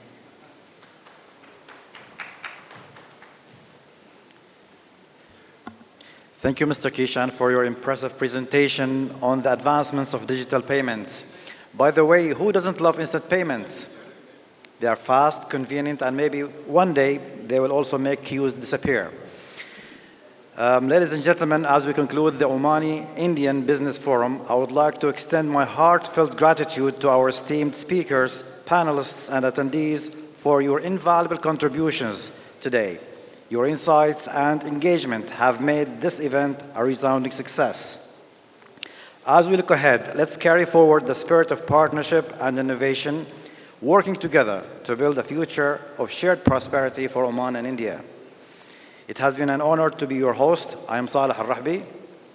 And now, the moment you have all been waiting for, lunch, where the real networking happens, because nothing brings people together like good food. So we invite you to join us for lunch and continue networking to foster connections that will drive our mutual success together. Thank you all and have a wonderful afternoon.